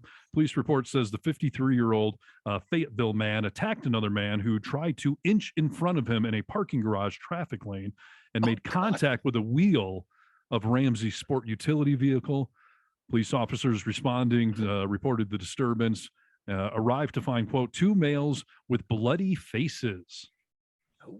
After So speaking they, with only one of them was bloody, but got the other one bloody because he bit him in the nose. Is that right? I think so. After speaking with Ramsey, the other man and witnesses, the officers determined that Ramsey had gotten out of his SUV, quote, punched through the back windshield of the other car. Wow. The driver of the other vehicle said that he emerged from his car and that Ramsey, quote, pulled him in close and started punching his body and also, quote, bit the owner's nose, ripping the flesh from the tip of his nose. Oh, wow. Listen, this that is like- sounds incredibly painful, but I will say this. Yeah. Well, I can say this for for Steve and myself. Brewski, have you been in a lot of fights? A lot, no, but a few here and there. What do you mean, 10 in your life or more? No, probably close to that number. Have you ever left anyone unconscious? No. Bloody, yes. Okay. Unconscious, no. Okay. I wait till they're Steve and unconscious I- before I eat their faces. Listen, at this age, at 46, if I'm going to get into a fight, if I'm going to be forced into a fight, because I'm a lover, I'm not a Yeah. fighter. If I'm going to be forced into a fight, I think my best option is to go all out right away, like eating a nose, or poking an eyeball. That's the first move you're going for, huh? What's the upside, dude? If I land a few punches that I know are probably not going to be great because I haven't punched very many people in my life, I'm just going to get punched back, and then maybe my nose will be eaten. So I think my best move. Why is nose eating entering Be into aggressive. this? Yeah, be the aggressor. I want to shut it down as fast as I can. So I will poke an eye, I will chop a throat, or I will eat a nose. But wait, hold on. I understand the eye jab. I understand the throat thing, which will drop someone. You can also kill them, though, so be careful with that. But you tasting somebody's flesh, how does that make it on the top 3 assault I just techniques? kick him in the balls and be over Right. with. That's harsh enough. But Sure. biting Or- someone's nose, you want to taste flesh of a man's Or if skinny you want nose? to, you know what? Even better, when you grab a hold of them, like you're gonna bite their nose. Just put your forehead onto their nose. Just headbutt the nose, and Yeah, it's go done for the right nose. there. Go for the You're nose still with going for anything the but nose. your mouth. Yeah, exactly. Your forehead is the hardest part of your body because it Mm. protects your brain. Maybe. Not my body, baby. Listen. Yeah. I'm not going to say that it's the first thing I'll do, but I'm not taking it off the table. I may eat Oh, a okay, nose. that's fair. Wow. Okay. That's fair. I know Mike Tyson did the whole ear biting thing, but Yep. just, I mean, Yes. it's such a zombie move to just go bite somebody's face. Yeah, if it requires face biting, I will do it. It Okay, I'm requires- just saying. Is there a like, checklist for that? How do you determine if face biting is necessary? You well, know, are you know what gonna else? hurt me very bad if I don't bite your nose? That's how I determine. Okay. You know what else you could do too? And I know this is gonna sound weird, Yeah. but you could tongue the guy's ear. Give No, him a I'm back serious. massage while you tongue his ear. He'll be so Yeah, freaked out. Yeah, you tongue his ear, and I guarantee you, it will completely freak him out. And he'll back away, and he'll be like, he'll start calling you every gay slur he could think of, and then he'll be Wow. like wiping at his ear and everything like that, and then he'll walk away. That's, you Why might don't be I onto just, something. before I get close to him, why don't I just whip my penis out, and just say, come on, Oh, there you let's go. get it done. Yeah. First, I'm going to beat you, then you're going to beat me. Well, yeah, I once threatened a drug dealer outside my apartment in Seattle with nudity. Wow. Oh, that's right. You did. I forgot about that. Tell the These- story. These are Oh, techniques so- I never would have thought of. Go ahead. Well, Tongue so, his ear. when I was living in Capitol Hill, there was this drug dealer in front of my apartment building, right by Linda's Tavern, and I told him to take a hike, move it along, get out of here, and he wouldn't move. And I said, if you don't get out of here, I'm gonna take my clothes off. And he said, fuck you. So then what I did was I took my shirt off. Then I kicked my sneakers off. I took my pants off. I got to my boxers, and my thumbs were in my boxers, and I was about to pull them down, and you could probably see pubes. And at that point there, all of a sudden, he looked at me, he's just like, "You're fucking serious." And he just like moved it along. Wow. That should have been Nancy Reagan's thing. Instead of just say no, just say, hey, here's my junk. Just say sure. Brisky is the first person I know that has just threatened to get nude and make somebody get the hell out of here. It was a peaceful solution, though, wasn't it? It was wonderful, dude. I love it. Wow. Well, Eddie Murphy used to have a joke about, if you're going to get in a fight, just go fucking crazy. Just act psycho, Right. first. Because then no one will be like, never mind, man. Never mind. So I don't know. Yeah. Tongue All is right. ear, dude. I love it. Tongue is ear. I'm going to teach that in self-defense class now. That's perfect. Think about how gross I are when you get a wet willy. That's funny. There's very few things that are good on a first date and to get out of a fight. And Brewski's just discovered one. Licking someone's ear. So, all right. You've bridged the worlds. Nice job. All right, gentlemen, we need to wrap this thing up. I appreciate everyone's contributions. I think our hip hop discussion was great. All these stories have been good. Nick and I are a match made in heaven. We've determined that officially. And so anyone listening out there, as we've been saying, we're on all the social media stuff. So if you're listening right now, you're in on the ground floor. Please help us spread this good word. So social media stuff, the actual podcast, the vocalminority.net, if you want to check out the website stuff. And you're a champion. You figured this out before anyone else. Well, now you are a champion. So spread the word. Yes. My name is Rupert. Yes, my name is Rupert.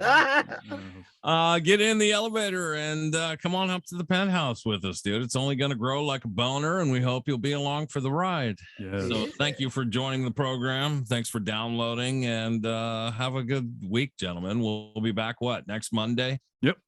Once a week for now, and onward and upward we go. And as we mentioned earlier, if you're any of these people listening around the country, or especially if you're listening over in Belgium, Liverpool, or Kuala Lumpur, please reach out to us. We'd love to get you on the show, or at least hear how did you find us? How's life in Kuala Lumpur? So find us. Yeah. Yeah, exactly. I haven't said that sentence ever before in my life. So how's life in Kuala Lumpur? Let us know. All right, you bastards. Have a good week. You All too. right, everyone. Bye-bye. All right. Peace. Peace. Peace.